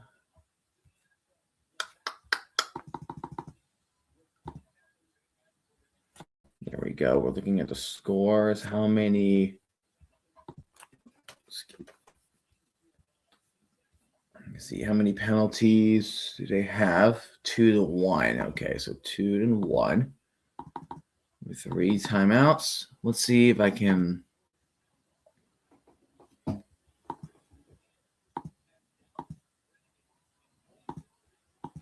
Okay, and then let's see if I can make it like that. Yeah, that could work.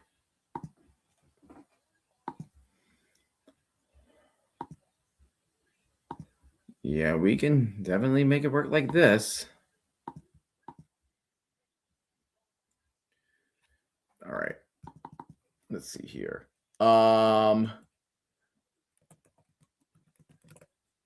Okay, Aviators, Storm.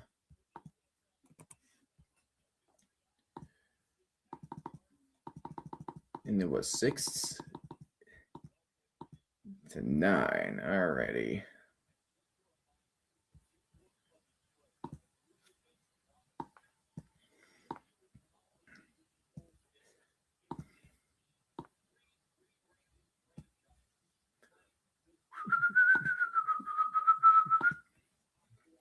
right. The show must go on without him. I don't know if he will ever join back or I don't know, but the show must go on. The show must go on. Oh, okay. So he just texted me that his router got turned off, so he has to give it a give it a few minutes. So he will definitely be there. He will definitely be there shortly. But as of right now, the show must go on. Excuse me. Because right now entering the defenders right now, like entering week 1. The Renegades just have it better. Yes, here. Let's see if I can.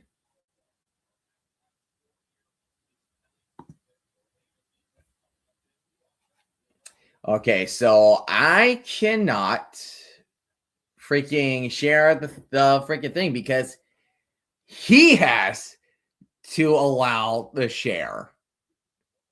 Freaking great. That's great. Yeah.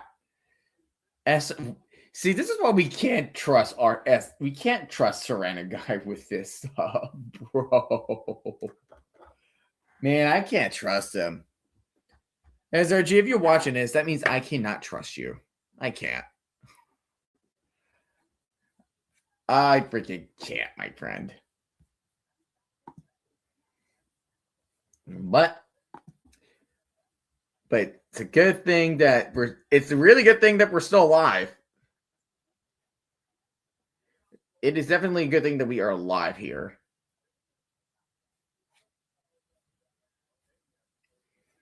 We just gotta wait for him. It was Columbus who Columbus received it, but they fumbled. So the Storm will get the ball in the second half, and they took the lead. About time. They would have taken the lead a while ago. That they haven't stupidly went for it. So at least we have that. So, excuse me.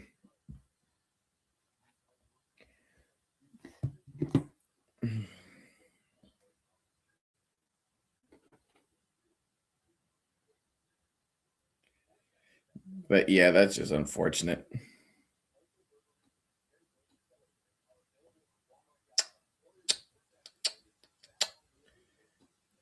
Come on.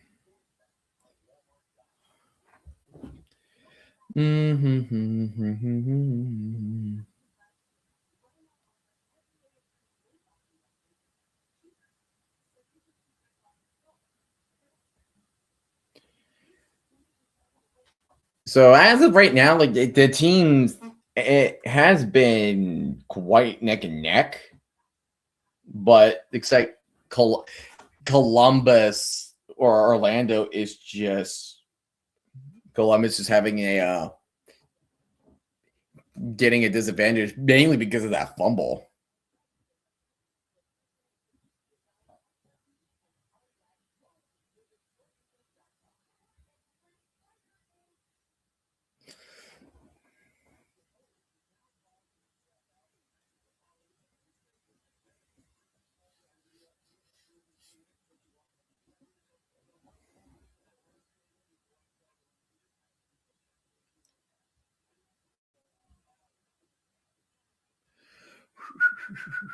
Rip SRG 1900. Just oh my goodness, SRG is secretly 126 years old.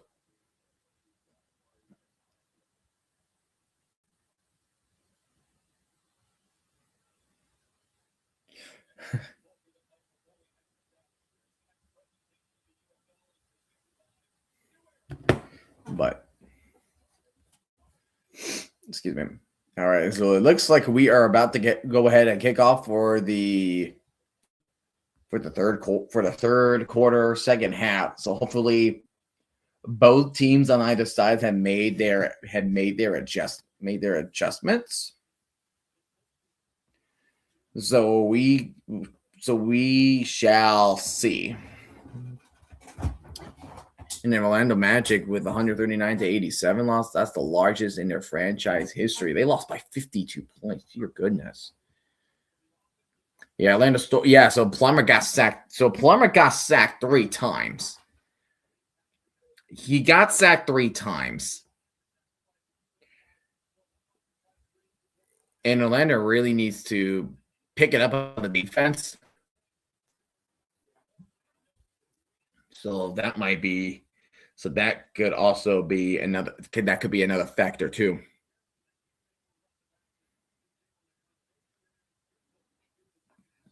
And Columbus is doing a good job with the run game. So if I was Columbus, I'd say their strength in the game is the run game. So that's what they would need to do. Yeah, they need to tackle better. I think the one tackle I saw was the one that Michael Abraham missed, that allowed Columbus to get very close. Yeah, Columbus only scored field goals, but man, they almost had the touchdown. So Orlando would be taking the lead 9-6. Still halftime. The players are looking out of the tunnel.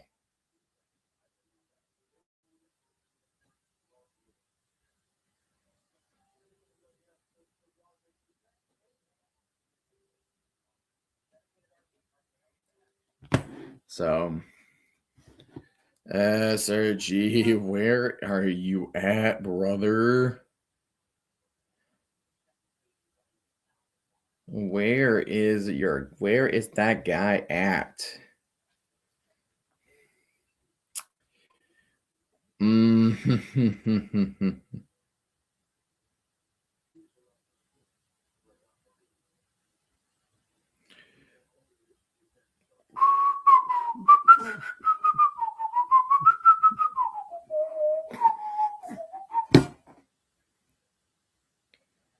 SRG.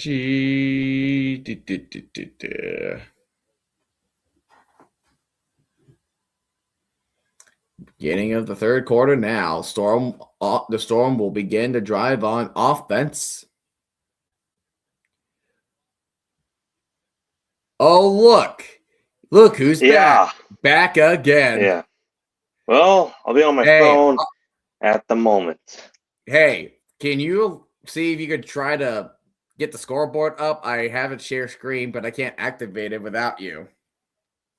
Please. All right. Please. I trusted you, man. Why are you always host? Whatever you host things turn out. I had everything. Hey, Mike Repol is in Orlando. Oh. He was there at St. Louis and witnessed the 4-point field goal, and now he's in Orlando witnessing his 2 new babies. Are we officially in the third quarter? Oh, we're about to be ready in the third quarter. They're about to kick it off. Okay, cool. So I didn't really listen much to DJ Khaled. I was just like more focused on winning for you. Hey, I have a share screen. I have a share screen. All right. Well, let me hold on. See if you can try to get to the share screen. Oh, the ball will be it rolled to the end zone for a touchback. So it will be at the 20. Meow indeed. Meow indeed. If you can't get it, then that's fine. I just have it ready on standby once you are. So your router turned off? Someone turned off the router. Didn't get notified. So Didn't get notified. Well, that was a rip. So either we do screen share or do the score bug your way. 6-9 now. Play action. Plummer going a little deep crossing route, and that's KJ Hamlin. That is a first down. Hey, look, it's a scoreboard. All Oh, right, looky 6 to here. 9. There's a scoreboard. Now, let's see if I can. Yeah. Okay. Gotta hope. So that's the best I can do now. Alrighty. That's fine. Oh, let's say cat once.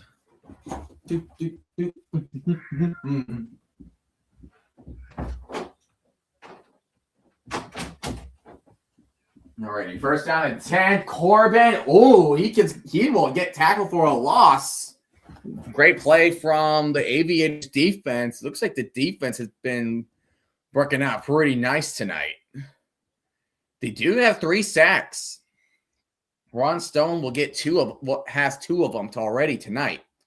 So he's closing in the gap on the sack leading position by Bida Tamapenu. Anyway, what's up, RFK? Yeah, RFK has here. He wants me to go to your house and make you rejoin. Yeah. Oh, break a tackle, past the 50, past the 40. That was Chris Rowland with an end around. The speed. This is why Pack wants Rowland. Rowland is a speedster on this end around. Really great blocking by number 87 and just racing down the sideline. Almost broke free onto Akeem Dent. Definitely give Rowland a lot of credit for 28 yards on the run. So now they're in Columbus territory, hoping to extend this lead. Plummer, play action, throws it to the cross again, and this is to Elijah Badger, and he will get about a gain of 9 on the play. That will be not a gain of 9, but they're saying second down and 10 already. I thought he already got a good play on that. Yeah. Oh, that's a pick. What the world was that? He throws a pick, but there's a flag down. And Break shakes off a tackle past the 30, past the 20, and past the 10. I wonder if there's an illegal shift. But we shall see. It is a pick 6, but we don't know what penalty this could be. Let's see what. Too many players on the field on the defense. So the pick 6 will get negated. Wow. That would have been a pick 6 by O'Donnell Fortune. Number 22. This is the same guy who fumbled on the kickoff. He failed to get to the sideline in time. So he already made 2 crucial mistakes tonight. The fumble and failing to get off the field. The the Aviators really messing themselves up. Like they have opportunities and they keep shooting themselves in the foot. Yeah, like Trayvon, I think his name is Trayvon Jones, number 22. He makes 2 mistakes already that can crucially affect the team. That fumble led to a touchdown by Corbin. But this too many men on the field, what will allow the Storm to do? And timeout will be taken by Columbus. Already 1 timeout in use already 1 timeout already in the second half. Wow. Yeah, because I wonder if Columbus needs to they got to get the defense together, because I wonder that they're just not ready, because a couple things happened. One, you had a big 28-yard rush from Chris. You had the 28-yard from Chris Rowland, and of course you got the illegal substitution on the Trayvon Jones, who failed to leave the field in time. So there's got to be some sort of miscommunication that is happening. So they're showing the hack cam for Becht right now. There's too many players on the field. So you got to get yourself lucky. So Plummer would have had 2 picks tonight. Would have had 2 picks if it wasn't for offsides and too many men on the field. Would have had 2 picks. Yeah.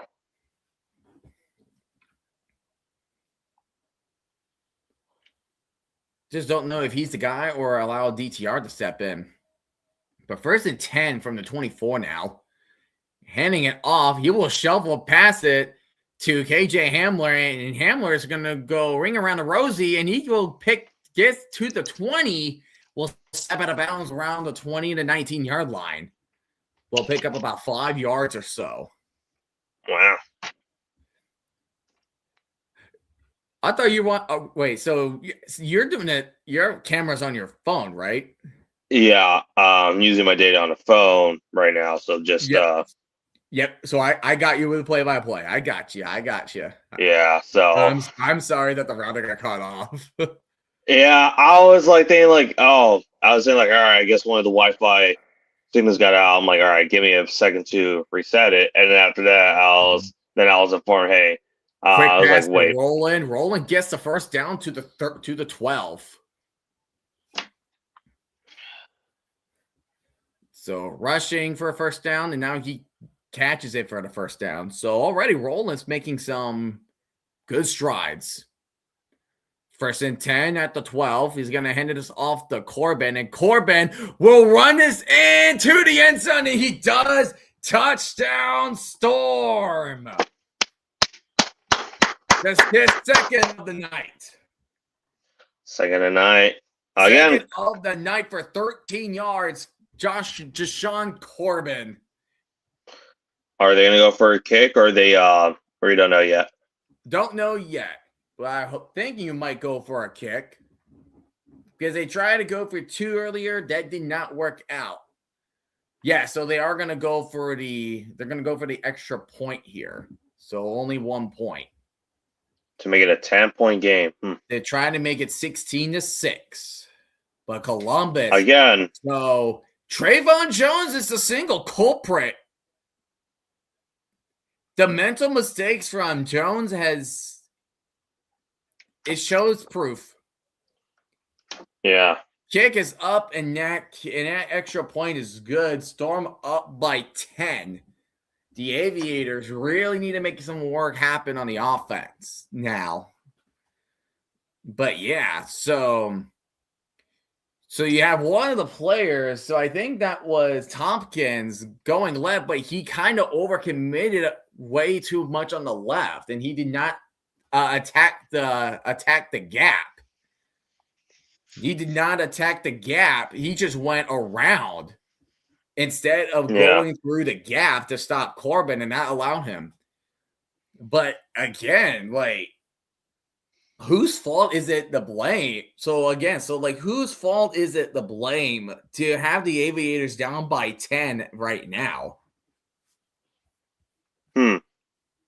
It's kind of hard to really say much because I mean, first of all, they had their opportunity earlier to make a 3-point field goal.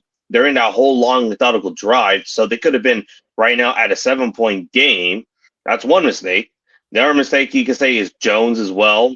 The other one time with the whole offsides.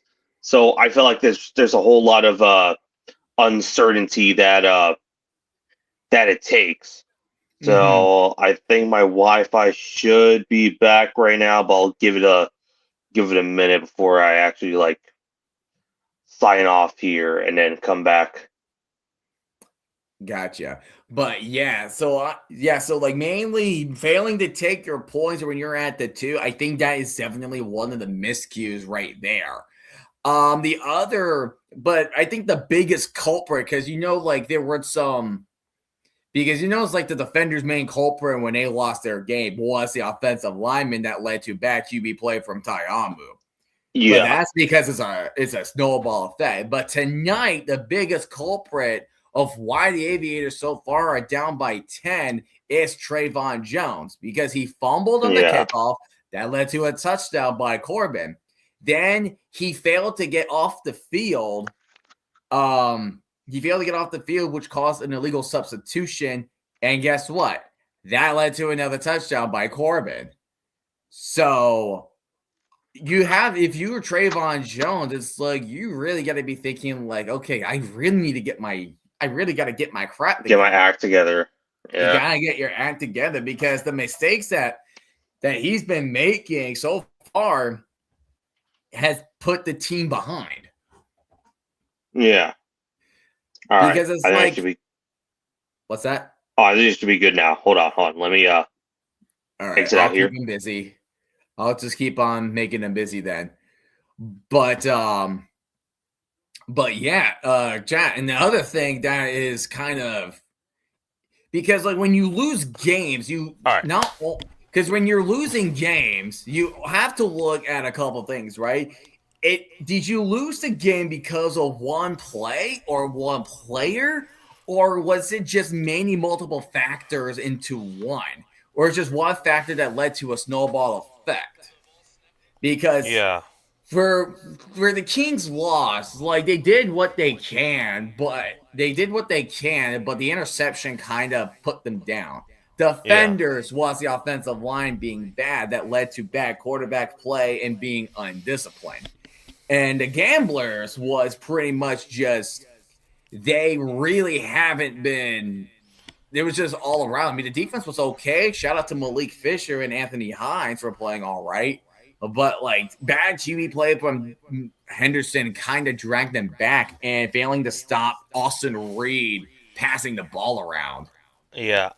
I mean, I felt Oh, like short not. kick. We got a short kick. Ball did not pass the 20. Also, you also got to think about the fact that with the Houston Gamblers game too, is not only with, I guess, with that defense with the Gamblers is also. I wonder if they're like throughout the entire week they were like Luis Perez is going to be the quarterback this week, like he's going to be the Maybe. quarter. That's I mean, probably one thing too, because I thought like a lot of people in the spring football community, I think including like myself, thought Perez was going to be the starter. But when Rick Neuheisel announced Reed, that shook everybody. And then after what we saw yesterday, we see Rick why. Neuheisel proved us why Reed was a starter, and he proved it, and he broke the Yeah, record in his first game, which is freaking impressive. which Tua Grant Tawa will get the carry, and he will get a 4-yard gain. which granted, Rick Newhouse is not unfamiliar with the spring football game too. He's remember he was with the Arizona Hotshots back in 2019 before it got shut down during the last couple weeks of the season. So I mean, I feel like he is a pretty good head coach, definitely enough to get a team like the Renegades to potentially finally back to the playoffs first time in 3 years. Yeah, and also when he was with the Hot Shots were clinched the playoffs in that period as well with the With Apollos. John Wolford. Ooh, Tawa gets a 2-yard loss. With John That's Wolford at rough. quarterback too. And eventually, of course, we saw Wolford get signed to the Rams, and then he started in that playoff game, which that shall not be named, Yeah, and the rest is history. yeah. That tackle for loss was by Isaiah Mack. So now we're looking at third down here for Columbus at the 42. They need to get to the Yeah, 50 for the first down. Gunnar because Oates in motion with 3 wideouts now. McClendon's going to go ahead and drop back, and he's going to try to avoid a sack, but he will not escape. And it's again Isaiah Mack with the sack. yeah, but yeah, what do you think is going to take for these Aviators to get back on track? Of course, obviously the answer being, "Oh, score more points," but Duh. Yeah, duh. but But I think the one thing you gotta watch out is like one, you had 3 sacks, so you gotta utilize a way to put a lot of pressure onto Jack Plummer because you see when Plummer getting pressured, he's not really taking good care of the ball. So that is one thing. That punt was almost blocked. yeah. And And I KJ guess Hamler, clear oh up the my mental gosh, he gets mistakes. tackled at the 5. And it's also just clear up the mental mistakes too. Like you Yeah, cannot be. you gotta get your act together. But more specifically onto Trayvon Jones. So you gotta make sure that he's in the right mindset as well. Yeah, just got to get back to the rhythm, and you should be. Hopefully, you do enough to get this win. Yeah, right now Orlando 16-6. Are you feeling comfortable? But you want to prevent that. But you are near near your own end zone, so you got to be very careful with the ball here. 8:47 remaining. You're at your own 6, and they lead in total yards, 232 to 151. So let's see, Plummer. He's gonna go ahead and throw it, and that is goodness, almost picked. That would have been a big. That could have been a momentum changer for the Aviators right there. That was Fred Tompkins almost getting this pick. He has to make that interception, and the ball just bounced off his knee, so he can't really have the time to make an adjustment onto controlling the ball. But 2nd and 10, as long as you keep them back there, you really have less field to work with here. So 2nd down and 10 here from the 6.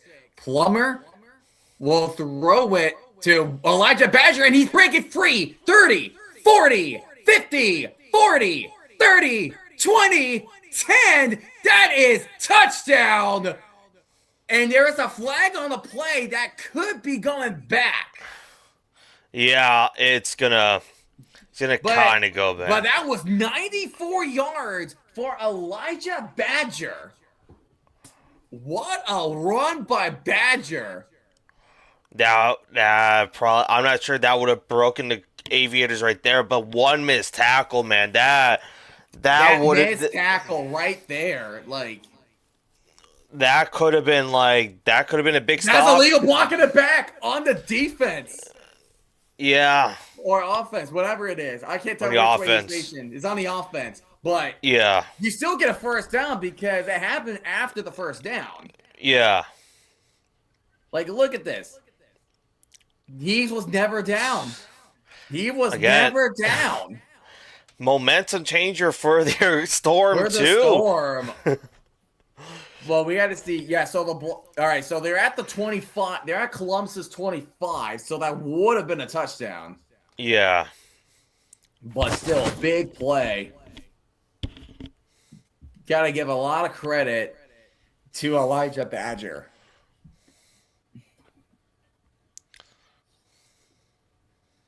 Because there's the block. That was on Chris Rowland. You cannot just make that block.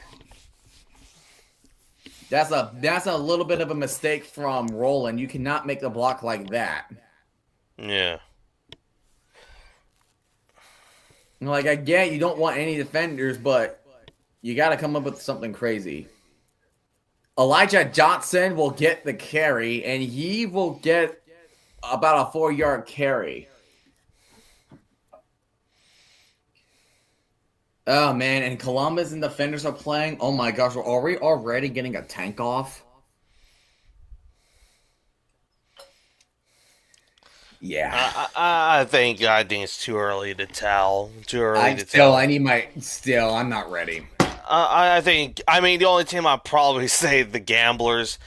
I actually do have a rant with the Gamblers, even though I'm not even a fan of them. We can save that for later. Plummer with the open field, he will get the first down. He will slide at the 15. I think probably the next commercial break, I think I could squeeze it in since. Just sneak it in. Yeah, sneak it in. 6:56 remaining. With a touchdown and the extra point, that could put the Storm up by 17.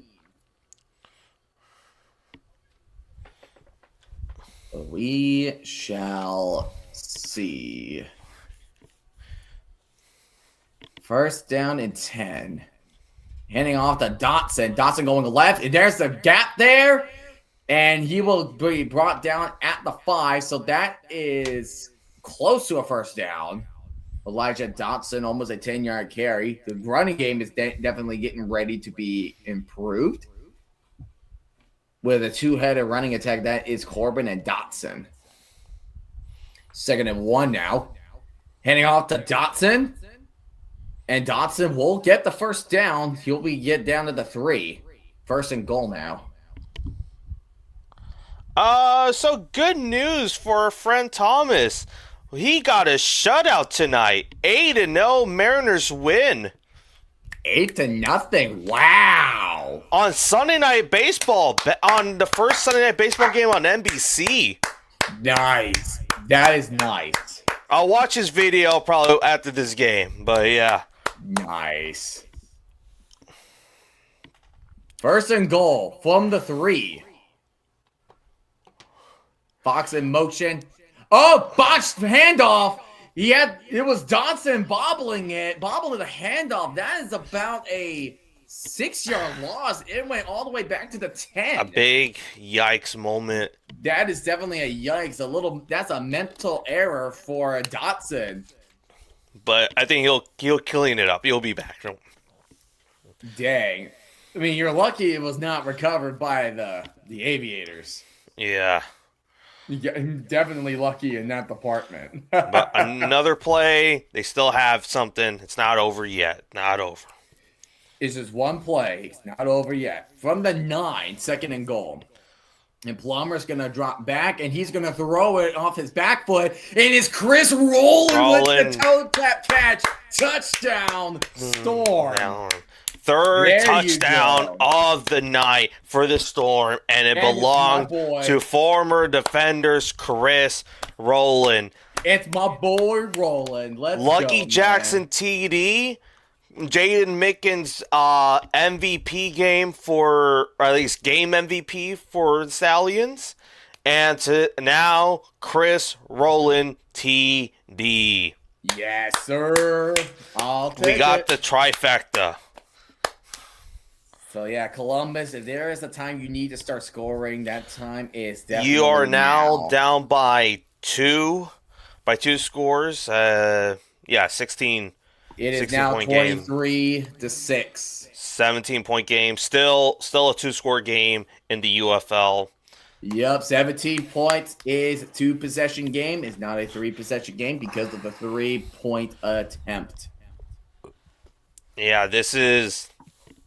Again, potential 2 blowouts this week to end, but we don't know. It can still be anybody's game, but as of right now, it looks like the Storm might be running away with it. There's no way the Storm blow this. They do.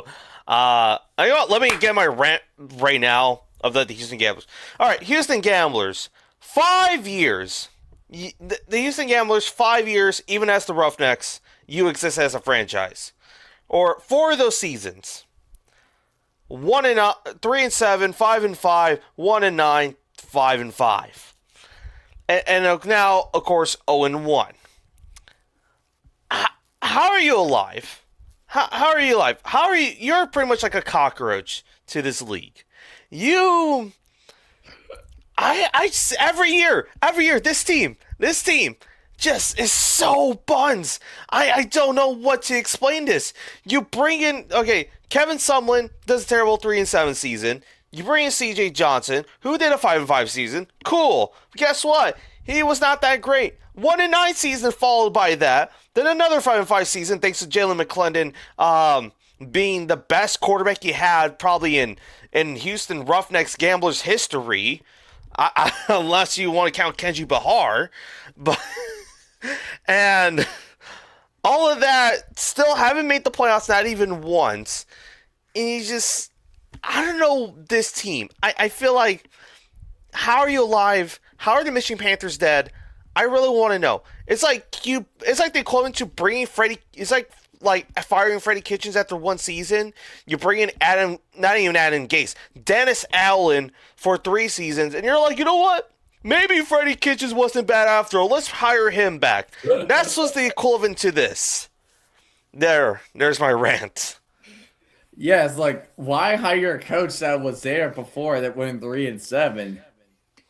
It's the equivalent of try to go through a brick wall with your head. You keep banging it with your head, and you're just expecting it to have different results. Or it's like, you're like, okay, banging your head didn't work, but you're like, okay, let me try this other method where it's like, I'm not banging my head, but I'll kick the bricks. Oh, kicking's not working. I'll just bang my head again, since I don't know why. Oh my goodness. The Yeah, Gamblers, it's a team, and that's who we're facing. So watch. I won't be surprised if we lose to the Gamblers, man. That would I be mean, playing the Gamblers something. this weekend, so on Sunday and Easter. Who friggin' knows? But yeah, it's like you're telling me for the past four, now they're in their fifth season, like since the USFL, they just been like this. I really want it. I know they have the stadium. Don't get me wrong. I mean, I get it. They're like, well, we could we have deals in hand with when we had it at Rice Stadium, when we had it at TDCU in 25, and then now you're in Shell Energy Stadium. Shell Energy Stadium. I keep wanting to say Shell City, just because it's from that movie. Shell City. Yeah, Shell City. All right, White will return this. We'll pass the 20, pass the 30. Well, he gets to well, he's still at the 30. Still trying to break a lot of tackles here, but he will get down to 35. So, can Columbus get this offense rolling? They need to get their offense going.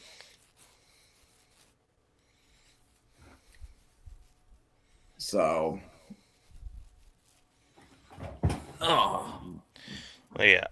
Even though I will say this for the Houston Gamblers' second season, though, technically they probably should have been in the playoffs if it was based on record, oh yeah. because the entire USFL South should have been in the playoffs. Oh yeah, because oh my gosh, yeah, they would have been, yeah, because the North sucked booty cheeks. All Yeah, right, I mean, McClendon goes for the middle. Good catch by Tay Martin. Gets to the 40 in Orlando territory. That was nice. That was definitely nice. Well, I forgot. Oh, I realized I forgot to change positions. Oops. we're now in Storm. It's Aviators ball now, This man. Aviators ball we're at the Storm's 45-yard line. McClendon will take I the snap, and I he will think do a quick throw. I think 7-yard just gain. I think Columbus is just a bit out of sync. I mean, granted, there are moments they have their moments that it looks like they could do something, like the 41-yard DeQuandre Wright gain, but it just seems like there's just nothing going for them. I mean, granted it's not just because the Columbus offense is terrible, been bad so far, or been Uh-huh. not playing as, I guess, up to standard, but it's just like the Storm's defense has been giving them a run John for their Lava gets the money. carry this time, and he gets a 4-yard gain. First down. So, and again, I gotta see. Even though it's like we're gonna make the argument now with that whole field goal nonsense, but it's now, I guess, doesn't really. Well, unless if Columbus somehow make it close, Yeah, which I probably doubt. Play but we action. never know. McClendon steps up forward, throws on the run, but a little inaccurate. He was intended to throw to love it. But again, you don't know. Remember 2023, the St. Louis Battlehawks versus the Brahmas that year. Remember, the Brahmas were like in the lead for like most of that game. I think for like all the way up to the 2 minute warning, and then the Battlehawks just scored like 17 unanswered points. Oh yeah. And then same thing with Defenders and Renegades in 2024. The And 10-point lead. 2025. No, 15 points in week 5 last year. Yeah, no, I'm talking 24 when it was 10 No, I know. points. Ah, But Renegades did it worse than 25. Oh, yeah. good catch. That was Antoine Wells. They're in the red zone now. When I say Antoine Wells, I'm thinking of like Antoine Randall when he was doing his intro. Antoine Randall, Indiana University. Mm-hmm. Carry up to the 10. Second down and 7. Run by Lovett. Under 2 minutes remaining in the third.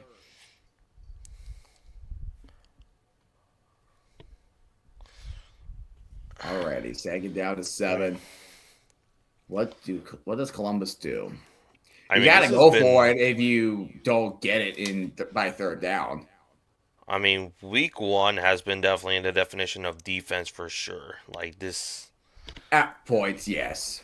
Yeah. McClendon throws it for the end zone, tipped, incomplete. It was intended to Kiki Chisholm.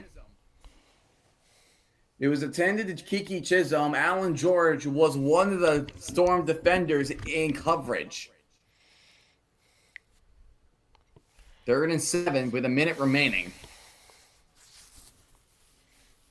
The Columbus needs to get to the 3-yard line. They need to be at the 3. That's their goal. Play clock winding down. Empty backfield. McClendon. And he's on the ball pops out. Sack. Recovered by the Aviators, though. It was recovered by the Aviators, but it was a strip sack. And it was stripped by Chris Garrett. Yeah. And we're about to be going to the 4th quarter, so yeah, just start. Goodness, the defense is definitely stepping up better. Yeah, again, this might be the Storm. This might be the Storm's game. They will They will need to take a field goal, but at least the good news in that department is you're gonna make it a 14-point game, so you just need 2 touchdowns instead of just trying to getting a 3-point conversion in. Yeah. So we are going to the 4th quarter. Storm leading 23-6. It was 9-6. 14 points become unanswered from the Aviators. Well, the Storm gets 14 unanswered points, but the Aviators has not done anything in the 3rd quarter. Yeah.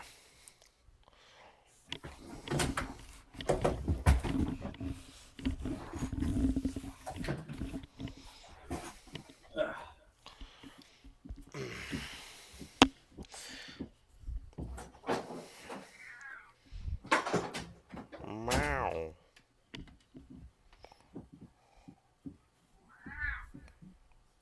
There we go. Cat meowing in the back. Yep. Kitty here. Anyways. But right now, let's check. I'm going to take a look at the, the offense so far. 102 yards. Oh, wait, now both teams have 100 yards rushing. I mean, so rushing has been solid for both of them tonight. Yeah, so at least you got to give credit to both teams for rushing. Yeah. But, man, the Roland with the 28-yard run, that was a big deal. Dotson with 30, Corbin with 45, and 2 touchdowns. So far, it's been the run game has been working well. I think it's working well better for Orlando than it is Columbus. Yeah. I mean, because I think, at least the thing, despite as much as I give flack on back, at least he is a leader of men. I will say that for sure. I mean, he. Mm-hmm. So we need him to win a playoff game, or else he'll just forever just become the meme. Yeah, I mean, it's like 3 seasons already, and then like also like the past couple times where he complains out line about whatever game 2 is just like. So, hopefully this time you could do something. But here we go, 4th and 12. You gotta do something with that department. Gotta do something. Come on, commercial. Can you get out of here, please? Please.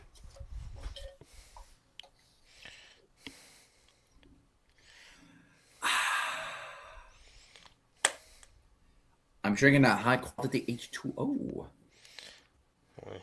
Oh yeah. This week we got the Super Mario movie coming up. Oh yeah, this coming up on Wednesday. Yeah. All right, looks like Ryan Coe is going to set up for his 3rd field goal of the day.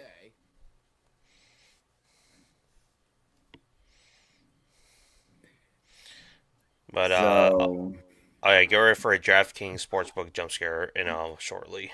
oh, all right. This one's going to be right from the middle for 33 yards for Ryan Coe.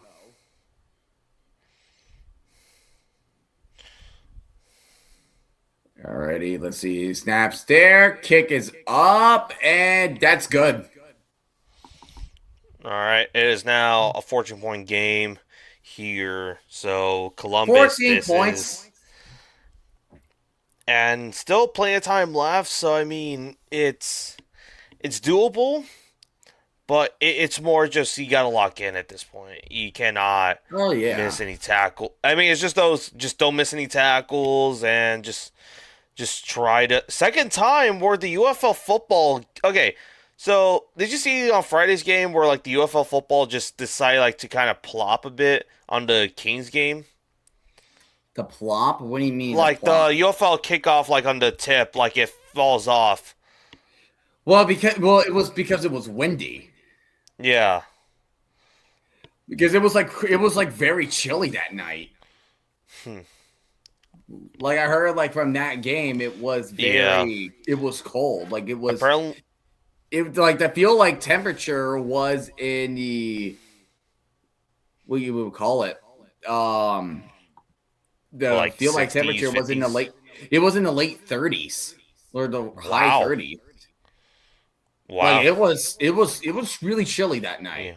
Yeah, apparently, but like a lot of people like left the stadium, Yeah. and I mean, I guess like Anthony Miller was looking at it, or I guess someone was talking about it through Anthony Miller's Twitter Twitter post, and it just seemed like okay, like were people there for the Russell Dickerson show, or maybe like they were just getting like cold. I mean, I don't blame them, like.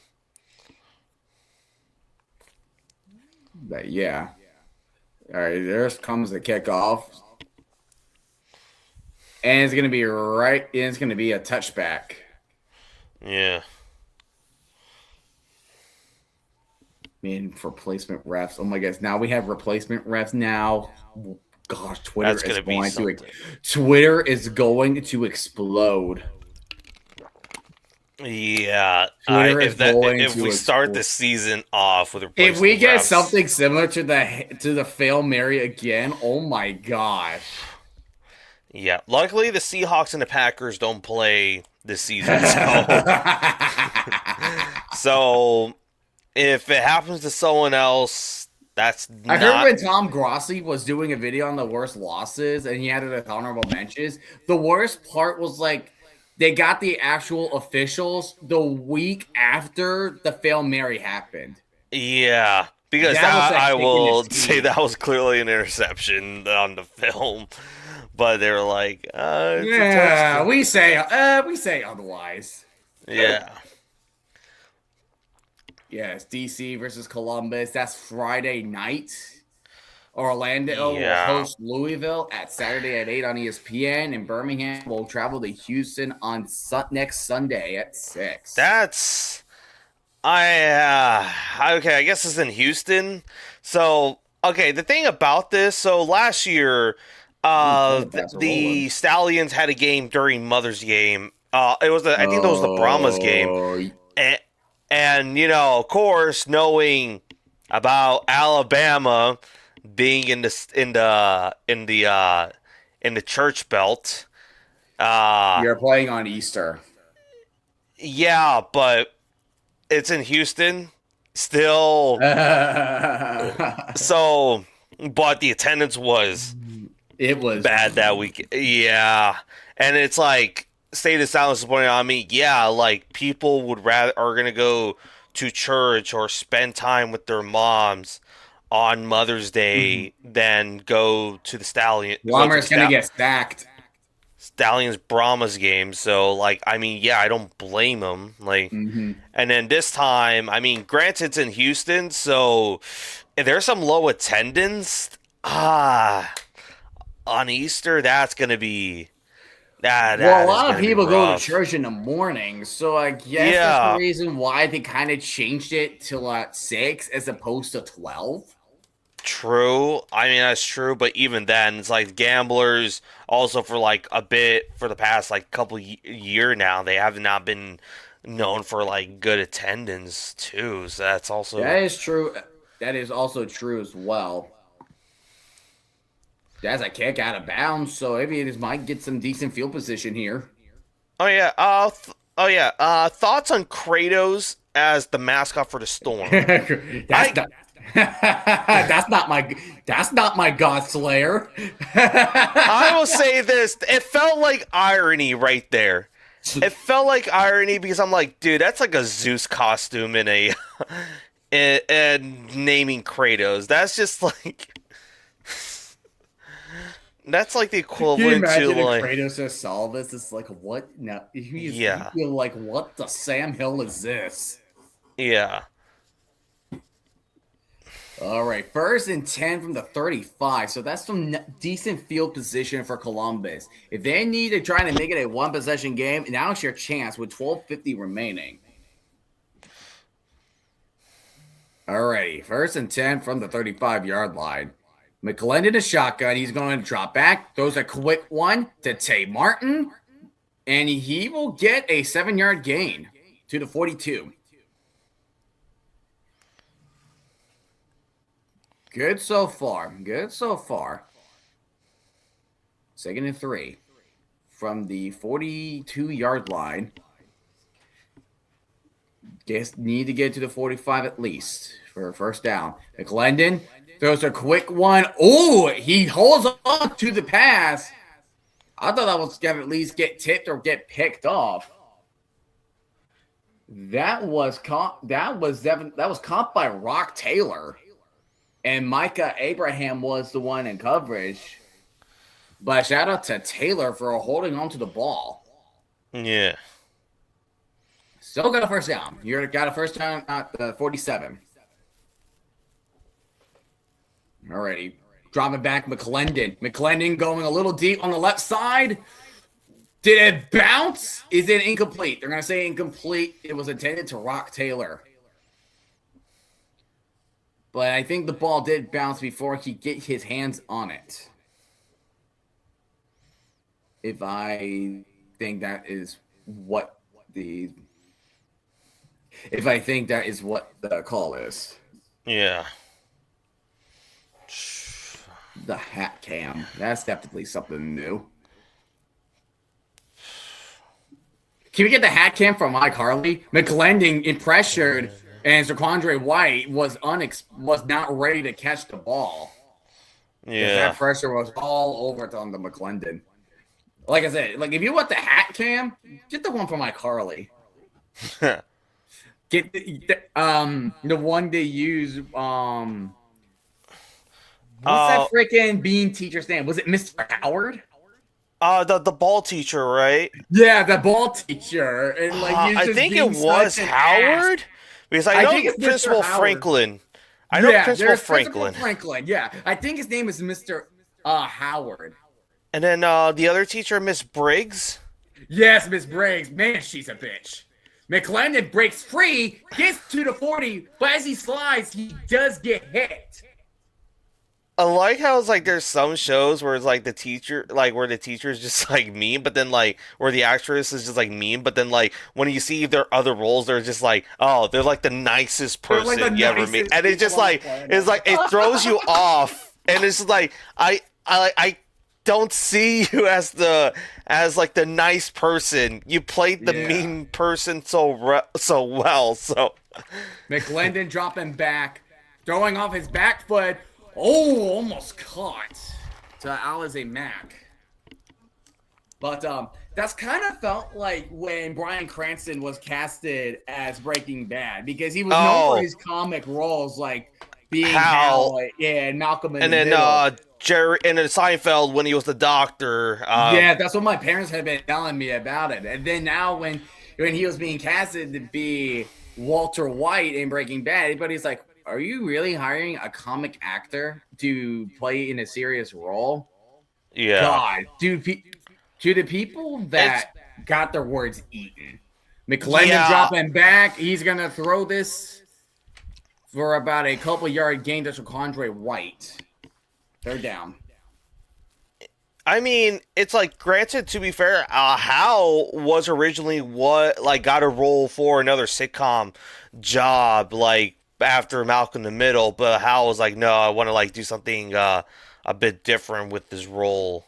Yeah. But, and yeah. also, Bryan Cranston, because of his role in Breaking Bad, he's like, okay, I could be a serious actor. There's also a new show that I want to watch, like, probably after I watch all the Better Call Saul, Your Honor. Yeah. Well, I might take a shot at that show. McClendon throws it, crossing route to Gunnar Oaks, but it won't be enough for a first down. 4th and 4. Do you go for it?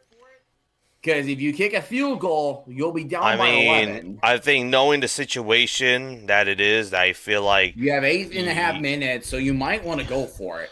Yeah, and especially knowing how there's been mistakes tonight on defense for the Storm, or for the Aviators. Well try to get it. Try to at least get it to a 1-score game, or because even if you kick the field goal, it's still an 11-point game right there. Yeah, 4th down and 4. McClendon will take it, and he's gonna throw it to the middle. What a catch! That's a first down for Columbus. Try to strip it out, but that's not going to happen. Big first down. Catch. Really nice stuff. Big first down. That is right nice there. Stuff. If they didn't get it right there, that probably, I'm not saying that would have sealed the game, but that definitely. That would have favored the Storm more. Yeah. From the 24, first down and 10, empty backfield look. McClendon throws it, a missile. Gets his man, does get hit hard. That's Kiki Chisholm. That might be unnecessary roughness as he led to the helmet. I think that might be on the Storm. Yeah, that's going to be on the Storm. That's helmet, no doubt. Yeah. No, they're going to call holding on Columbus. Oops. I thought that was helmet. Oh, well. But 1st and 20. But 75, yeah, that's going to be a hold. That's on Ryan Nelson. He was holding on to Keyshawn Banks. Oh, I could think of a perfect Mike Tomlin quote for if the Columbus Aviators lose this game. The standard's the standard. No. The Wright brothers were wrong at first, but then they eventually got back up. I don't know. I feel like that's such a Mike Tomlin quote, or like he would say even more random nonsense. But yeah. Connects to Tay Martin. Tay Martin has been nice tonight. Yeah. Also, Toa too. Toa has some moments too, but I'm seeing a lot more good moments from Tay Martin. Yeah. 2nd down and 1. You're 1 yard away. So that's a 19-yard gain right there. So you pretty much got all that yardage back. There's Tua Tawa. He just got enough for the first down. That's about a 2-yard pickup. 6.5 minutes. You might want to get going with this. Yeah, because time is pretty limited, and time is limited right now, and you already spent 6.5 minutes. So what's the onside rules? Are we still having 4th and 12? It's still 4th and 12. All right. Onside rules is 4th and 12. That's it. So you don't necessarily need to do 4th and 12 if you get a touchdown here. Yeah. It's not necessary. Not necessary, but still feels like those ones you're like. Throws on the crossing route to Tawa. Tawa past the 5. He's very close. He does get the first down. He will be down at the 2. 1st and goal for the Aviators. 1st and goal for the Aviators. Columbus needs to put this in. I guess. After 3. Hand is off to White. White up the middle. That's it. Touchdown, Columbus Aviators. The former Stallions, Quandre White. And like that, we are we're in a one possession game by 8. Aviators are still not dead yet. And just like if they go for, well, here's the thing. Well, they're going to go for 1. So that means we are 1 point away to break the over mark. The over-under, or the total, is at 39.5. 39.5. So 16 plus 23, 39. So That we will be still need. 39. So So we you just need need one more. one more point. Yeah. Oh, Lord. Somebody's life savings is on the line. Yeah. I mean, the last few games, or besides I think besides Gamblers Renegades. Arlington, Arlington, the Dallas Renegades game.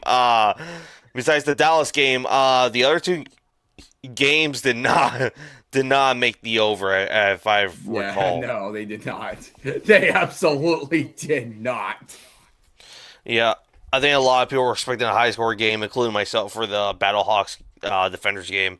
I think I had the Defenders winning 31-29 on Saturday. I was Yeah, that was. yeah, it was a Here's a stat. One seeds were 134-0 and leading by 15 plus at halftime before today. They are now 134-1. for March Madness. Yeah, Duke, man. I You was know say what freaking picture am I seeing? You know the new mugshot of Tiger Woods? oh I keep seeing pictures of him wearing like jet stuff in the crowd. I keep seeing that, and it's so freaking funny. I'm like, dude, that is me. I might do the Leonardo DiCaprio Oscar meme for one of these, for I think maybe for this game, depending on the win. Dude, if the Storm chokes this game,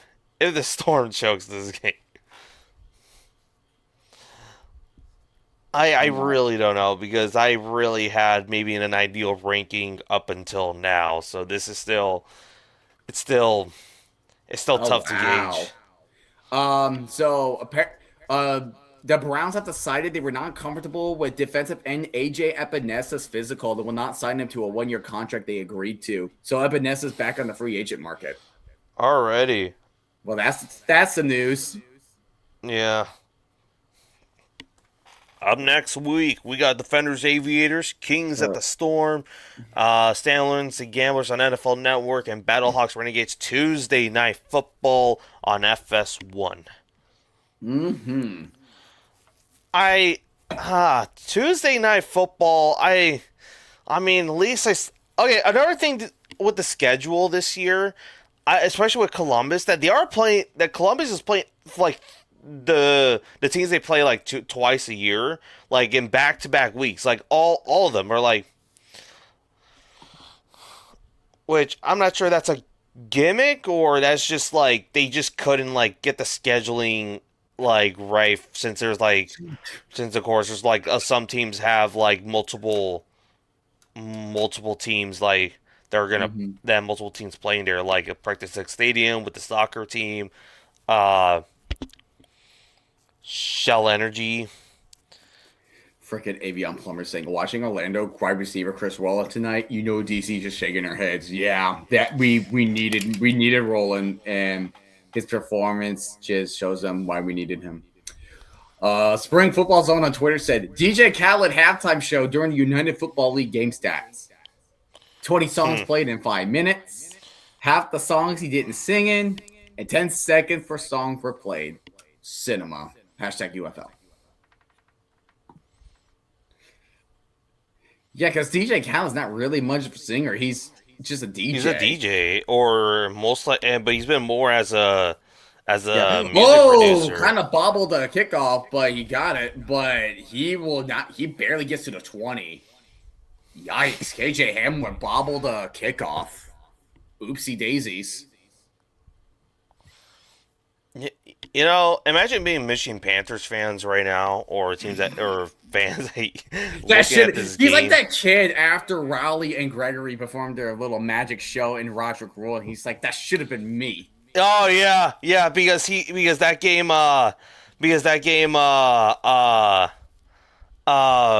because he got stage fright, right? The kid. Yeah, he got stage fright.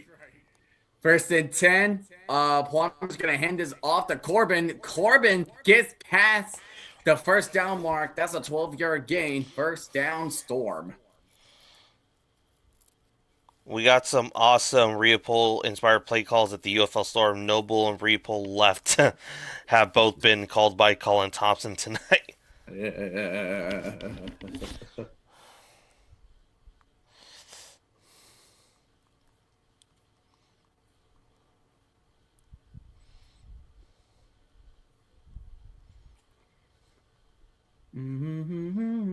My goodness, the Raptors scored 31 unanswered points, the largest unanswered run since 97 to 98 season. Wow. My gosh. Honestly, it kind of reminds me of that Clippers Warriors game back in like 2019 because I was doing homework and I was watching that game for the playoff. It was like a playoff game, game 2, and Clippers were down bad by like 30, and then they came back. They came back, and I was like, dang. I was like, and this was pre-Kawhi Leonard. Clippers there. It was just like I was like watching. I'm like, dang, like this, wild. Wizards. Oh man, I know. Wizards are the Yeah. Yeah, just if you know. They can't. They did trade for Trae Young. Well, they're gonna probably wait till next season, and him and Anthony Davis, and then Anthony Davis will have like 5 games before he goes on the IR again. Yeah, I forgot Anthony Davis is on the Wizards now. But you are now like at least 3 more games away from having a winning record. Yeah. It's kind of funny. Isn't it like this is like your first official season picking the Hornets? Yes, it is. Wow. One season. Maybe you're the answer. I doubt I'm the answer, dude. I doubt I was the answer. It's the same year that Knipple joined the NBA as well. Yeah. 2nd and 4 minutes remaining. Columbus needs some stops. I mean, let's just say the season ends today. I mean, granted, you would have to face play the Heat, and then after that, either play Orlando or Philly. I mean, Heat's been kind of struggling. They've been 3-7. So as the Orlando Magic, because it's always about, whenever it comes to playoffs, it's about whoever's the hottest right there. Mm-hmm. So the Flyers have been 12-4-1 since the Olympic break. I mean, again, there's a chance you might face me in the playoffs. There's a pretty good chance. Well, if we win 2 games. Yeah. I'm just keep refreshing on Twitter so I can look at the freaking whatchamacallit. I don't know. Anyways, 3rd down and 2. Here's a handoff. Oh, at 1 yard short. 1 yard short of the first. Oh, man. Do they go for it? 3 minutes. Aviators called their timeout. 1 timeout remaining for the Aviators. Oh, man. It's 4th and 1. Oh. Crucial time. What do you do? What does Columbus do? What does Orlando do? Orlando Storm. Whoa. I posted earlier saying, are these teams afraid to take their points? Yeah, I saw the tweet right now. It says, no, this league is a scam. They want the game go under. Yeah, like right now, we're 1 point under. Like we're half the point. Vegas on this right now? They're like Vegas is no. No. Let me tell you about Vegas. Vegas is on everything. All right, they're on football, baseball, basketball, March Madness right now. No, you're talking about the NFL being the actual script writers. Look no further than Vegas and gambling. They have the script ready. Whose lives are they going to make better? Whose lives are they ready to destroy? Yeah. That's Vegas. That is Vegas in a nutshell. Look, we all know what happened. After that UConn win, they're like, all right. How can we make more money out of this? Hey, there's this UFL game going on tonight. It's like, man, there's this UFL game, right? We want to make people sweat as much as possible with the total. Yeah.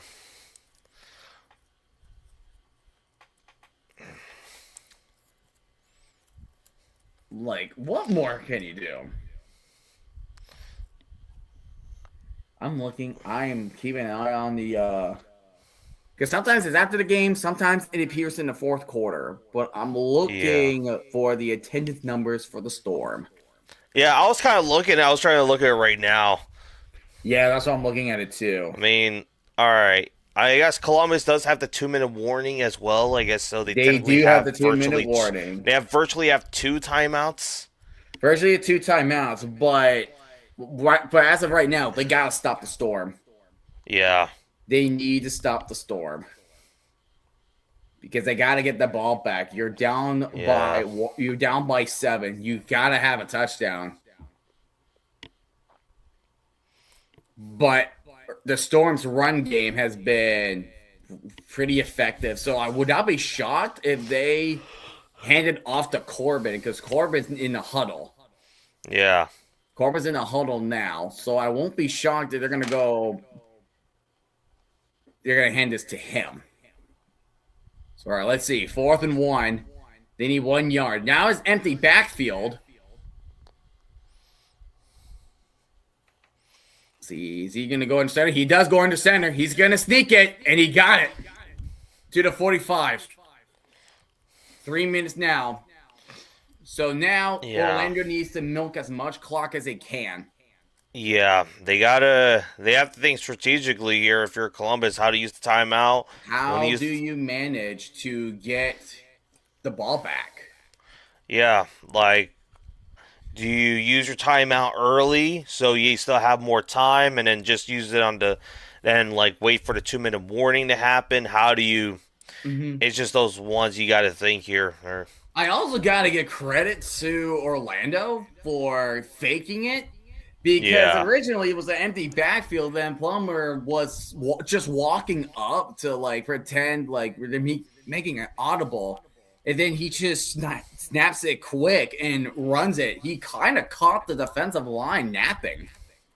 Yeah, he kind of caught them lacking. Yeah, and somewhere Shannon Harris will say something about that being a tush push or something. Probably.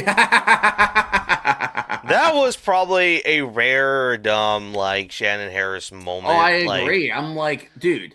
He's like, that's legal. I'm like, it's not. There's no one pushing behind him. Nobody was pushing him. What the hell do you mean, dude? What angle did you see that looked what angle did you... Yeah, what did you see? If there was an angle that kind of looked like it was, I'm like, okay, maybe I could kind of get the perspective, but... Yeah. But for the most part... No, Nah.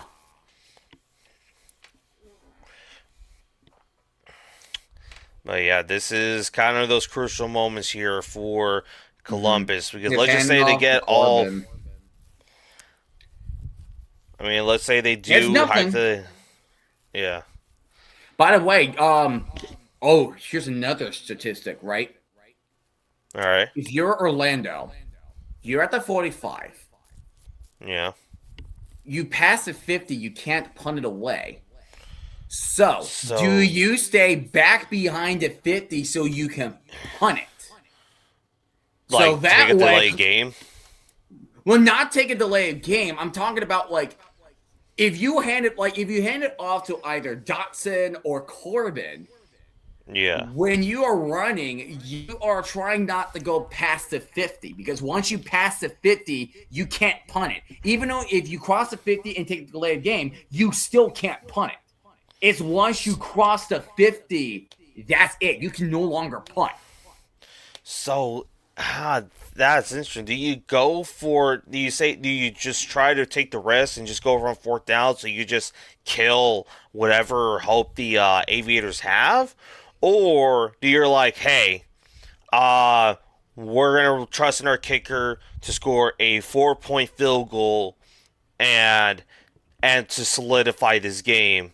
And if we miss it, then of course, then we're gonna Lance have does to have go. the leg. He made a 55-yarder He earlier he today. does have the leg, but again, like we said, I mean, he did make a 50. What was that? 55-yarder. It was 55 yards. 55 yards. He did have enough to get some energy to put it in, but it's also it's also again accuracy. So you just gotta be. It's not always gonna be guaranteed that he's gonna get the guaranteed 4 points if it's a 60+ yard kick. Yeah, because like if I was a Storm right now, I would just tell my running backs like, "Hey, if we pass the 50, we cannot punt the game."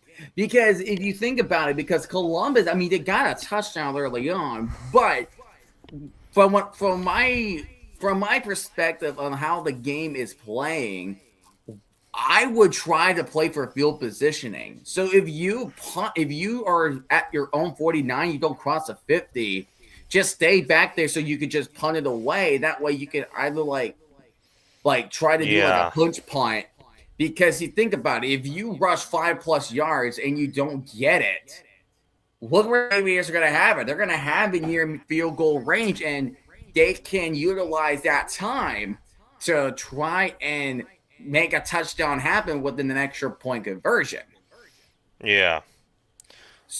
So that's what I would think. If I was the Storm, I would not cross to 50 and punt it away to get proper field position to make the Aviators more pressured on their play calling. Then take a very big risk at taking a risk at our kicker giving a field goal and then if he misses it, the Aviators will have much more bigger field advantage to get into the end zone. Because 60s are not easy shots. They are not easy. Yeah. Like they're not NFL kickers like Chris Boswell or Cam Little.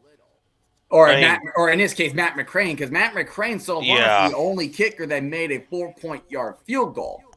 Yeah.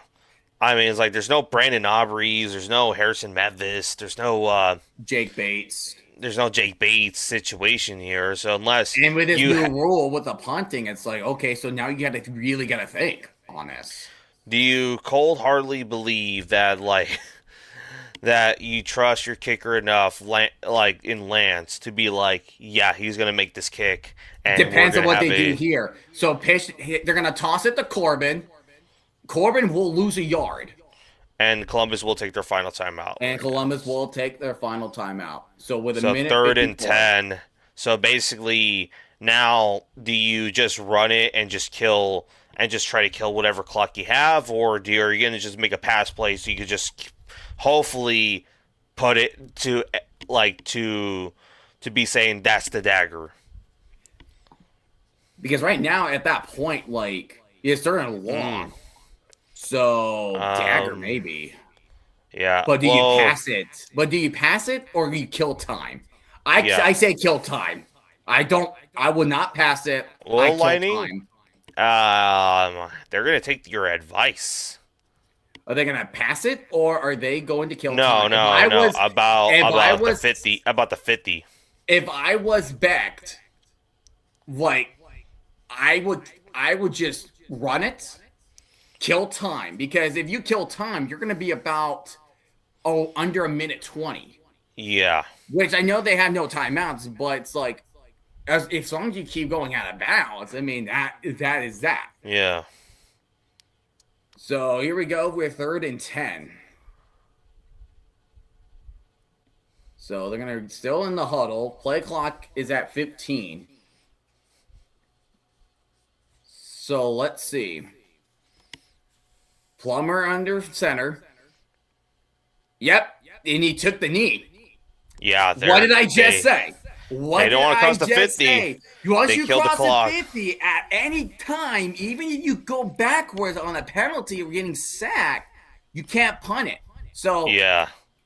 Like I said, like because of the no punting rule of the 50, you have to really, really think of what they need to do. And we're gonna get basically a Jay McClendon drive here to see.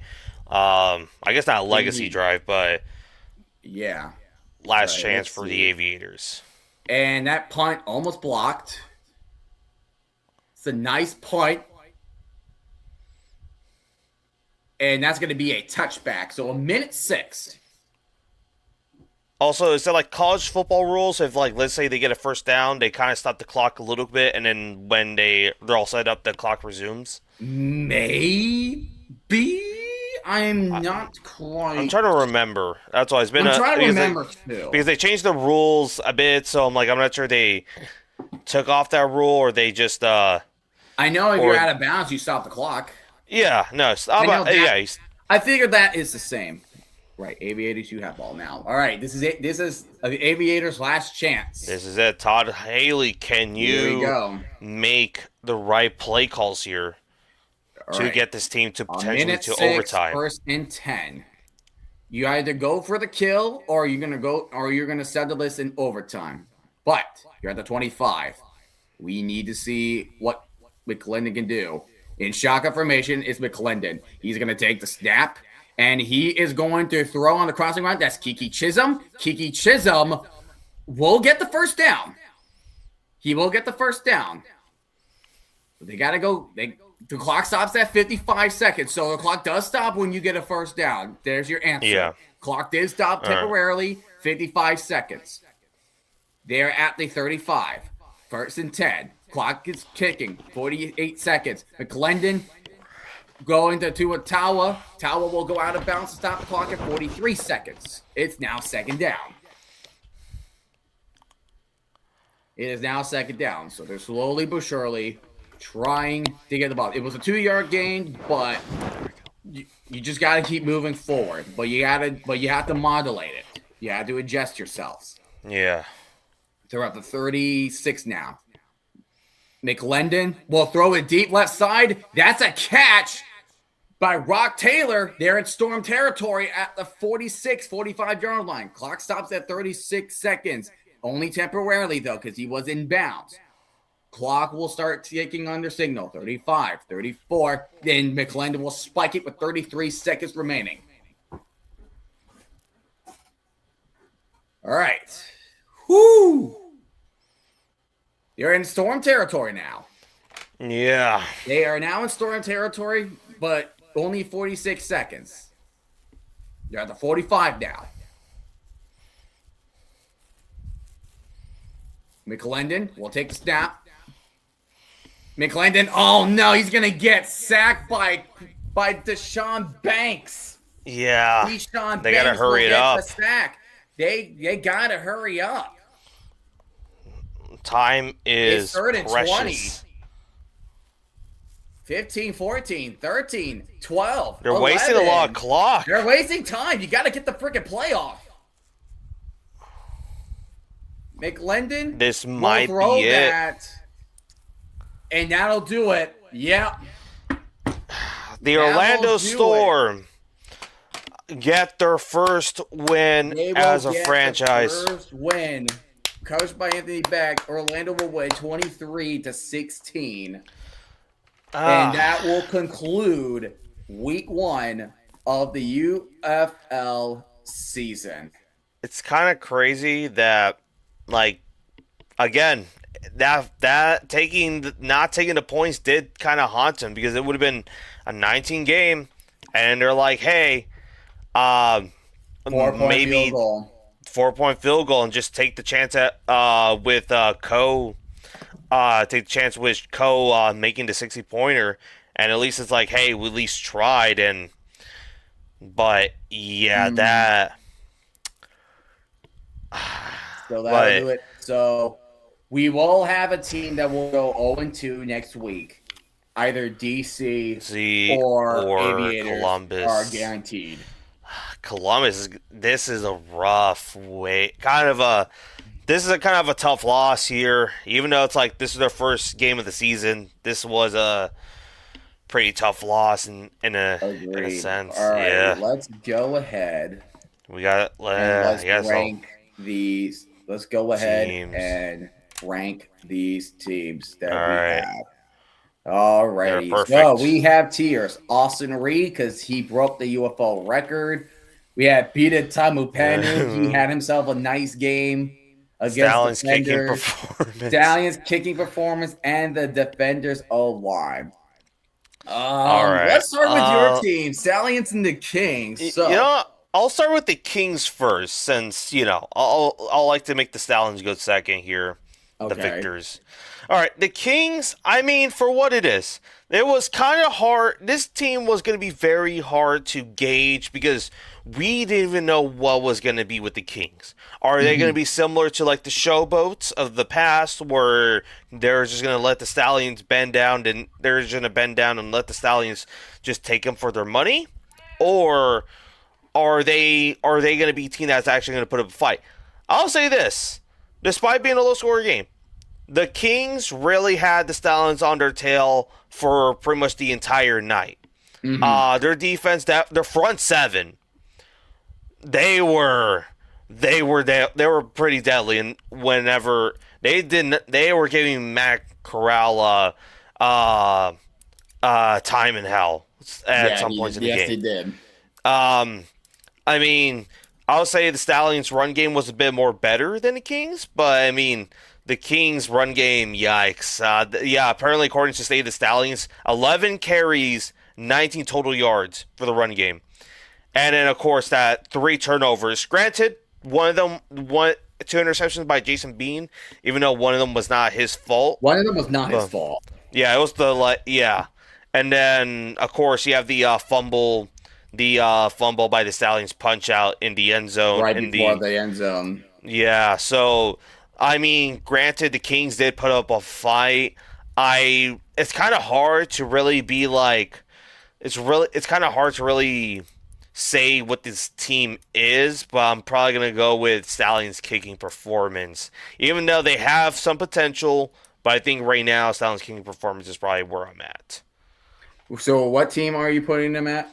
Kings, the Kings and Stallions kicking performance. Stallions kicking performance. Yeah, so it's like they put up a fight, but it just wasn't enough. And pretty much the main culprit, like I'm gonna call like the main problem as the main culprit, because there's always a main culprit on why you did not do as well. But definitely, there wasn't really a main culprit in that game. It's just that the Stallions put up a better performance, especially with Jaden Mickens getting 100 yards, and they just had no idea how to cover him. And the turnover battle went to the Stallions. Like the 3 turnovers was definitely that was not the favor. So especially the interception that ended. So Birmingham. Here we go. So. Again, this game probably could have been a lot more further if it wasn't for the Stallions kicking issues that night. This would have been maybe a 5-point game, 7-point game. But it's those ones you're like, Stallions. I feel like for the most part they went against a defense that they did not know what to expect, and their front seven really took advantage of that Stallions O-line. Matt Corral did actually have a pretty good game, a pretty clean game, in fact. So yeah, he never got sacked one. I don't think he ever got sacked. Yeah, but if he was about to get sacked, he did throw it away whenever needed to. So it's not. And then run game, even though it could have been a lot more better, but I mean it was granted, but they did do enough between Anthony McFarland and Snoop Connor with that duo. So I feel like just give it a minute to them to adjust, and I feel like they should be fine. Defense definitely played well, but there are times that the defense did get exposed. But at the end of the day, bend and don't break, and I will give the Stallions a Pita Taupenu. Mm-hmm. If they lost, then I think it would have been like reverse. Stallions game performance. But I agree with that. Their defense definitely show a lot. Bacons have a lot of potential on being a really deadly receiver out there. Yeah. See what they can do against the Gamblers next week. Yeah. Up next, St. Louis Battlehawks and the DC Defenders. Do you want to go with your team first, or do you want to? I already have my mind take given. I'm putting Defenders that old line trash. Respect, no shock in there. Because like the last 3 quarters was dreadful. Like it was dreadful. Like the only touchdown that we only got the first, we got the only 4-point field goal and Deion Jackson touchdown, and that was mainly it. Yeah. The first half was the culprit. The offensive lineman is the main culprit. And it's not mainly what you think, because when you have a bad O-line, you're going to have a lot of things that are not going to go your way. It's a snowball effect if you have a bad offensive lineman. Number 1, you're leading your quarterback to get sacked. Number 2, which that happened 7 times in the whole game. Number 2, you are allowing Jordan Taiamu going to be more vulnerable to make these terrible turnovers, which he did twice. Number 3, you're going to let your offensive linemen being more vulnerable to committing penalties like holding. And number 4, discipline. There's lack of discipline no matter if it's the offense or the defense, and especially at the end of the game, the Blake Williams and the defense were mad salty. They were pissed off at the Battlehawks. Yeah. They were so pissed. And it's a big punch in the gut, too, because it's your first game as defending champions, and then you went out like that. So guess what? Now you have a deal with another 0-1 team, the Columbus Aviators. If they lose to Columbus, which I think that could possibly happen, then Defenders are in a midlife crisis at this point. That might be 2024.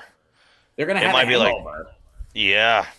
This might be similar to 2020 to 23 and 24 to what it is. But St. Louis – oh, go ahead. But that's pretty much what this whole thing is. All right, the Battlehawks. So, I mean, all right, let's give props to the Battlehawks defense. They wrecked that Defenders O-line. They wrecked their shit. Peter to Taupenu. I mean, pretty much put him that it's tier. Self-explanatory. I mean, he was the one who led the charge. He had 2.5 sacks. 7 sacks that night. 7 sacks. Like, there's multiple people that have like more than 1 sack. And here's the thing. It's like you guys definitely would have been. You guys were in this game. That's also the other thing, because That's the most frustrating part. The Battlehawks offense wasn't doing squat either, but it just took slowly time for the Battlehawks to kind of like get some yardage, and there was a couple big plays that the Defenders missed at some point that got him to the we don't know how to cover a check down for some reason. That's mainly how Tyler Seville, whatever his name is, number 81 on the Battlehawks, got that touchdown, because we don't know how to cover under. We don't know how to cover a check down. And we missed the tackles on them too, which caused them a big play. So it's like, what was the Defenders doing not covering those checkdowns? Yeah. So that's what's frustrating. Yeah. It's just like, because, I mean, congrats to the Battlehawks, but it's just like, it's just ones like Defenders. This not how you start this season. It's not how you start the season. Definitely that. And also, both sides on the offense was scrappy, but at least the Battlehawks made more progress. Greg Jennings, that big Greg Jennings run that led to a touchdown, that was one play we would have got back. Number 2, the check down to Latulis. And the other one check down to Tyler Seville, from that tight end from Virginia. There's a good chance you likely win this game 10-9 or 10-6. Look, Peter Taupenu, 2.5 sacks. Sean French, I believe he is one of the defensive backs. He has 1.5 sacks. Levante Bentley, 1 sack. Steve Linton, half a sack. And Damon Harris, 1.5 sack. Yeah. Like, they wrecked their shit. They earned it. Defense can win you games. And it's also because the defenders was definitely worse than the Battlehawks in terms of offense. And I've been saying it once, and I will keep saying again, because I've seen the Jets do this over and over. If you have a good defense, but you have a bad offense, you got to know that your defense is going to be on the field constantly because your teams keep on going 3 and out every time. And they're going to get tired. Your defense is going to get tired, which means they're not in their full pace. They're going to be deteriorating slowly, which leads them being vulnerable to missed tackles, missed opportunities on turnovers, and allowing these big plays to happen. Yeah. So this loss was definitely on the defenders, and unironically, they're the worst team this week. They are the worst team this week. I know your argument is the Gamblers. I get that. But at least Hunter Deckers performed a lot better than what Jordan Taiamu performed in that game.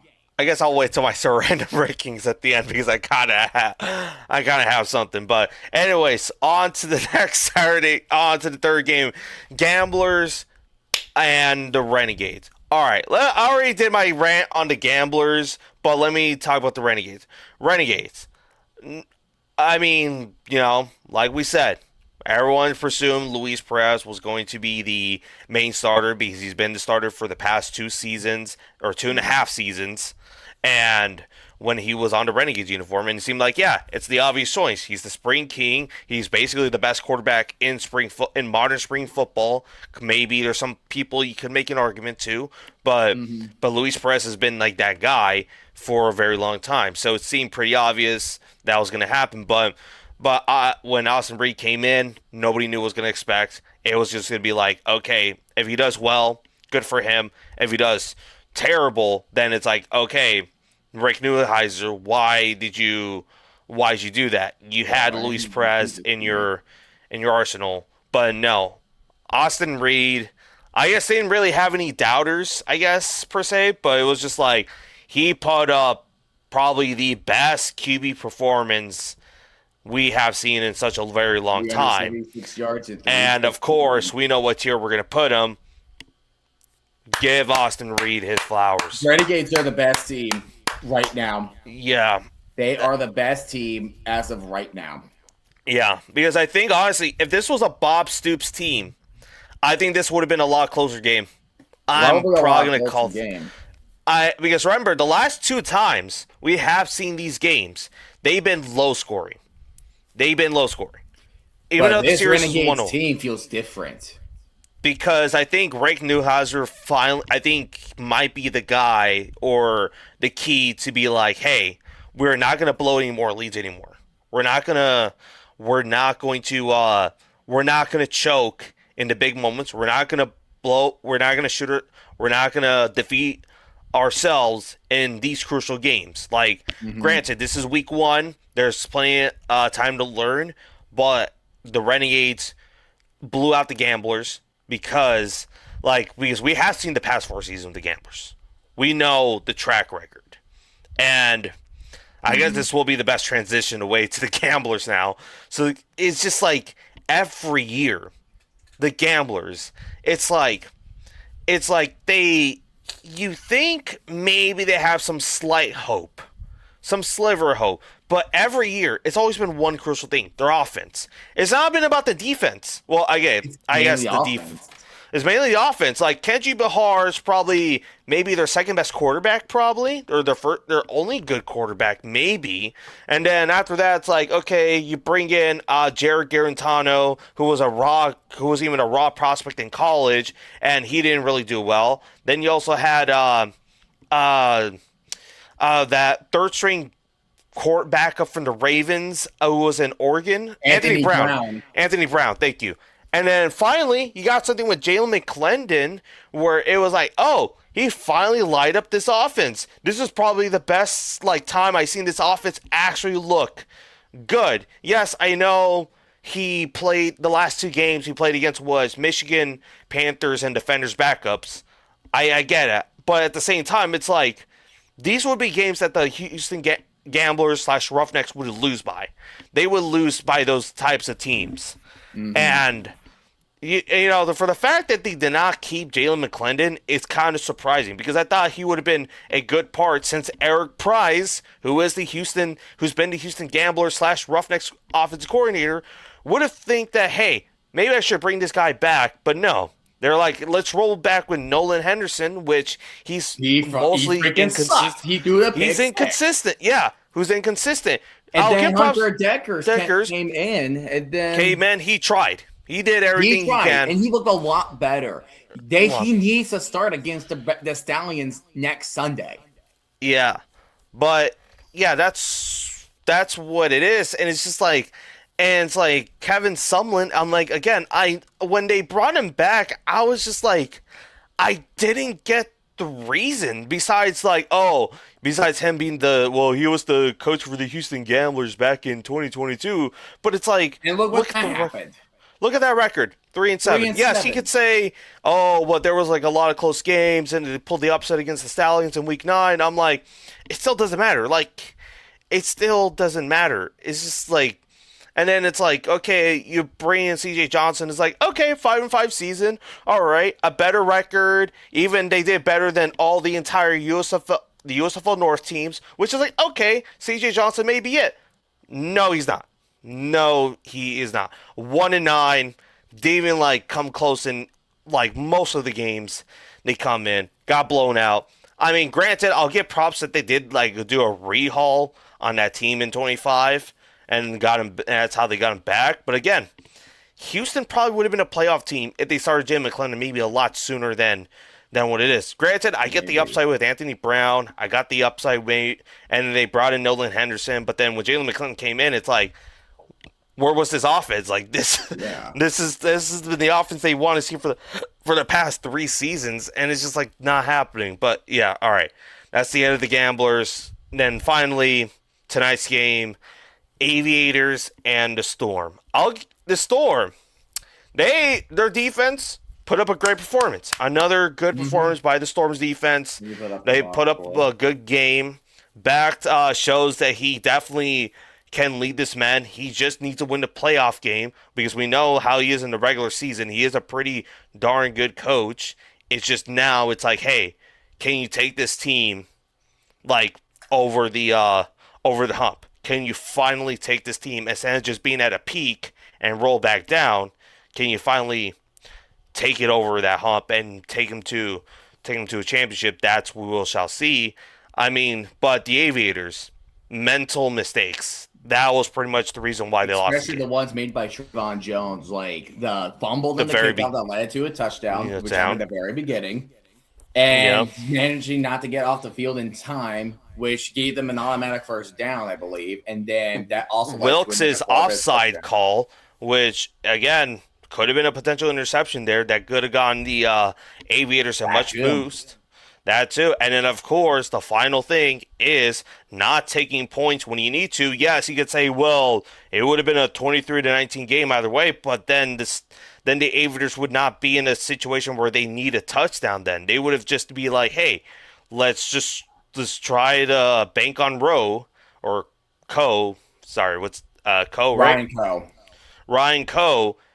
I think I would have trusted him. I would have trusted him to make that 60-yard kick. He was 2 for 2, or I guess 3 for 3 tonight, and I think he would have been. He probably would have been fine on that team. But I will say for the Aviators, I think maybe Stallions. I think it's Stallions' kicking performance because it's basically like that. It's just been the mental mistakes. Stallions' kicking performance. They probably, if they didn't make those mistakes, maybe they probably had a chance to win this game or even just go to overtime if it wasn't for that. And then I would personally put the Storm into Peter Tamupenu.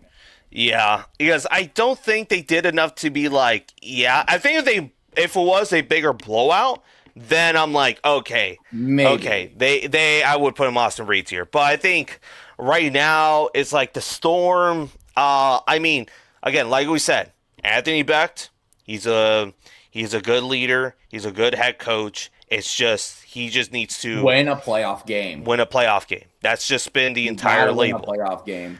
And he shows it again tonight in the regular season that hey, he's a guy that could get you to these wins. He's a guy that could get you a potential playoff berth, or if just worst case scenario, a winning season, which could be 6-4 and up. And I think he shows that hey, like even if the chips are down, even if we're on a low scoring game, we're still gonna keep on going. We're not gonna give up. Do not crack. I think that's what it is. Just Yeah. do not mentally crack, and I think you are going to be fine. Also, give And credit to Elijah Badger, 127 yards. Elijah Badger too. Chris Rowland got a crucial big He got a touchdown. touchdown. Yep. Just Corbin Deshaun with Corbin a with big opening 66. touchdown too. So, and then I mean the Storm's defense did a pretty good job too. Three He crucial made sacks. Jalen McClendon sweat in that game too. So I'm not sure if it's an O line issue or if it's just the Storm's defense. I mean, that good. the Aviators got more sacks than the Storm did, but it was They like did. 4-3 in the sack ratio. They did. But at least Jack- give credit to Ty Martin for getting 86 yards. I mean, he had himself a nice game today as well. And then I guess Jack Plummer didn't do too bad tonight, but I felt like he just tonight a lot of mistakes were just because the Aviators defense just 240 yards and a touchdown. yeah. So I mean it wasn't a bad performance tonight. Of course it could have been a lot better, but I mean the Aviators defense did give him a bit of trouble. So it's not like if DTR was in this game, they would have been they would have won it easily. But I mean, I think Jack Plummer gets another shot next week, so that's what it is. But I feel like this is a pretty good overall ranking, and I feel like I guess now I could mention my Surrandom rankings in this stream. So it's kind of hard because it's week one. You kind of don't want to overreact to one game, but it's at the same time it's you do not know what to really It's kind of hard to measure some things, right? Because next week we could see something different. So I'm trying not to overreact too much when it comes to this rankings. At 8, I have the Gamblers, and I know you mentioned that the Defenders were the worst team of the week, which I will agree on. They performed very badly.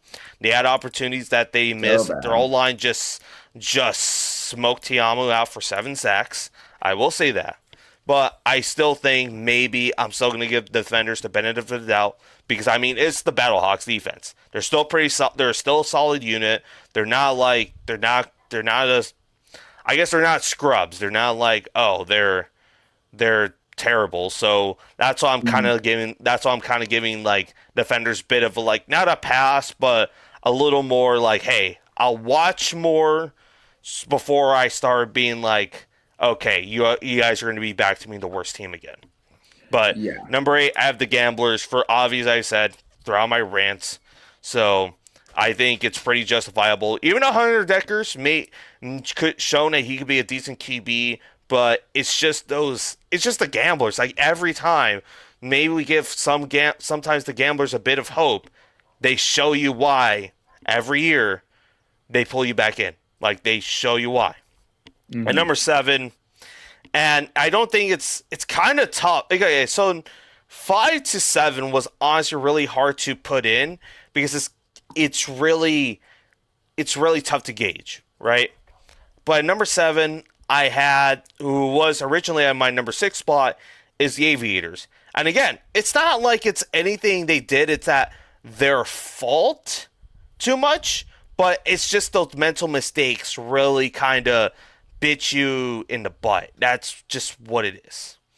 At number 6, I got the Kings because honestly, they had a chance to win this game. I think they had a lot better chance. I guess that's why I'm giving them the edge because the Kings had a lot better chance to win this game. and to end it a couple times. So, but Honestly, I would again, put the Kings at 5. and that's where I'm like at that toughness. I was probably gonna ask you, but I'm thinking this is where again I didn't want to overreact too much. So I'm like I'm just gonna wait till next week, and then I will see how it goes.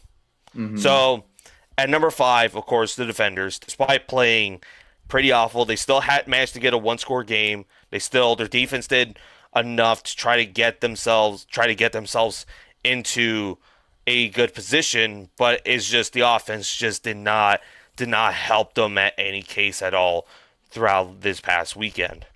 At Mm-hmm. number 4, I got the Battlehawks, and yes, I know it's like, well, but didn't the I would Battlehawks put win? them right there. Yeah, it's like I know some people are gonna be. I know someone who will probably comment on my tweet later, being like, "Well, didn't the Battlehawks win this game?" I'm like, "Yes," which I'll give. Mind you, Battlehawks were at my 3 spot, so even though they won, but it was such an ugly It was win. scrappy. It was just like Brandon Silver's like no just like there was just something that was just going to be wrong, like either Brandon Silver's overthrowing to his receiver, the receiver did not get the communication right, their O-line just going at it, which props to the defender's defense. That's not just because the O-line was just terrible, it's just the defender's defense also played a It phenomenal played all job. right. Yeah. Yeah, but it's just those ones you're like, um, it's just those ones you're like, Battlehawks need to kind of maybe get together because these are wins you can't really go by throughout these next 9 weeks because you're gonna go against the Arlington Renegades, which they showed what happened with the Gadu Austin Reed. We obviously there's still 9 weeks left for them too, but Mm-hmm. if this is going to be the Renegades offense and Renegades team we are going to see, this is something to prepare for. And I feel like the Battlehawks defense is going to be better than what the Gamblers performed on Uh-huh. Saturday, but Tuesday will be a pretty big test for both teams right That's there. my pick Uh, for a game. This is Lightning's game of the week. It's to Tuesday game between Renegades and Battlehawks. That's my game of the yeah. week. At number 3, I got the Orlando Storm because at least I think for pretty much for most of the game, or not even most, maybe like half, maybe like almost 60% of the game, they pretty much had it controlled. For Mm-hmm. 60% of that game, they had it controlled, starting in the very beginning with that fumble recovery after they forced a fumble on who was it again? It was Trayvon Jones. Trayvon Jones, thank you. I was like, I know it was Jones. I just didn't know what the first name was. But on Trayvon Jones, and of course, the They Aviators did tie it capitalized on up eventually. turnovers. But eventually the Storm kind of took care of business, especially when they got to 23-6 in the game, and it kind of felt like this probably is the suck like the life draining point for the Aviators. Even though they attempted to come back and they almost did, but it just seemed like the Storm had it settled. They had the time management go down. They had everything worked out well for them. So I think at 3, which they originally were at my 5 spot on Tuesday. So I think they deserve that number 3 spot. Even though number 2, even though it may be controversial, but it's going to be the Stallions. So again, it's those ones you're thinking like, why the Stallions are at 2 instead of like not at 3? Because I feel like, look at this. It's a new team they were going to play. Mm-hmm. Going with AJ McCarron, which people had a lot of reservations on, a lot of doubts on, with AJ McCarron's for like being the head coach, because of course, I mean, you go from Skip Holtz, who got this team to a dynasty for these past 4 seasons now, and you're gonna go with a guy who hasn't had any lick of like professional coaching experience or even at the collegiate level. I get it. And you bring in Taylor Siskey, who hasn't been coaching on offense for about a decade, mind you. And I mean, but I think the defender. I mean, at the end of the day, I think the Stallions did what they can for a week 1 job. It may not have been the prettiest. It may not have been the prettiest win. I'll give them that. But I think this still shows this is the same Stallions team that we have seen of old, where they win in low scoring affair, they win in a high scoring affair, or an above. We have shown what they can do. I think that 2, which they were originally, and they still are, I feel like still fits that spot. You could argue the Storm, and I wouldn't blame you. I wouldn't blame you. But at number 1, obviously, is the Renegades. I mean, yes. At first, I was kind of thinking not to put them at number 1, but at the same time, it's like, if I consider the Gamblers as a pretty bad team, even beforehand, and he's blew them out, then I think it shows me they could be something.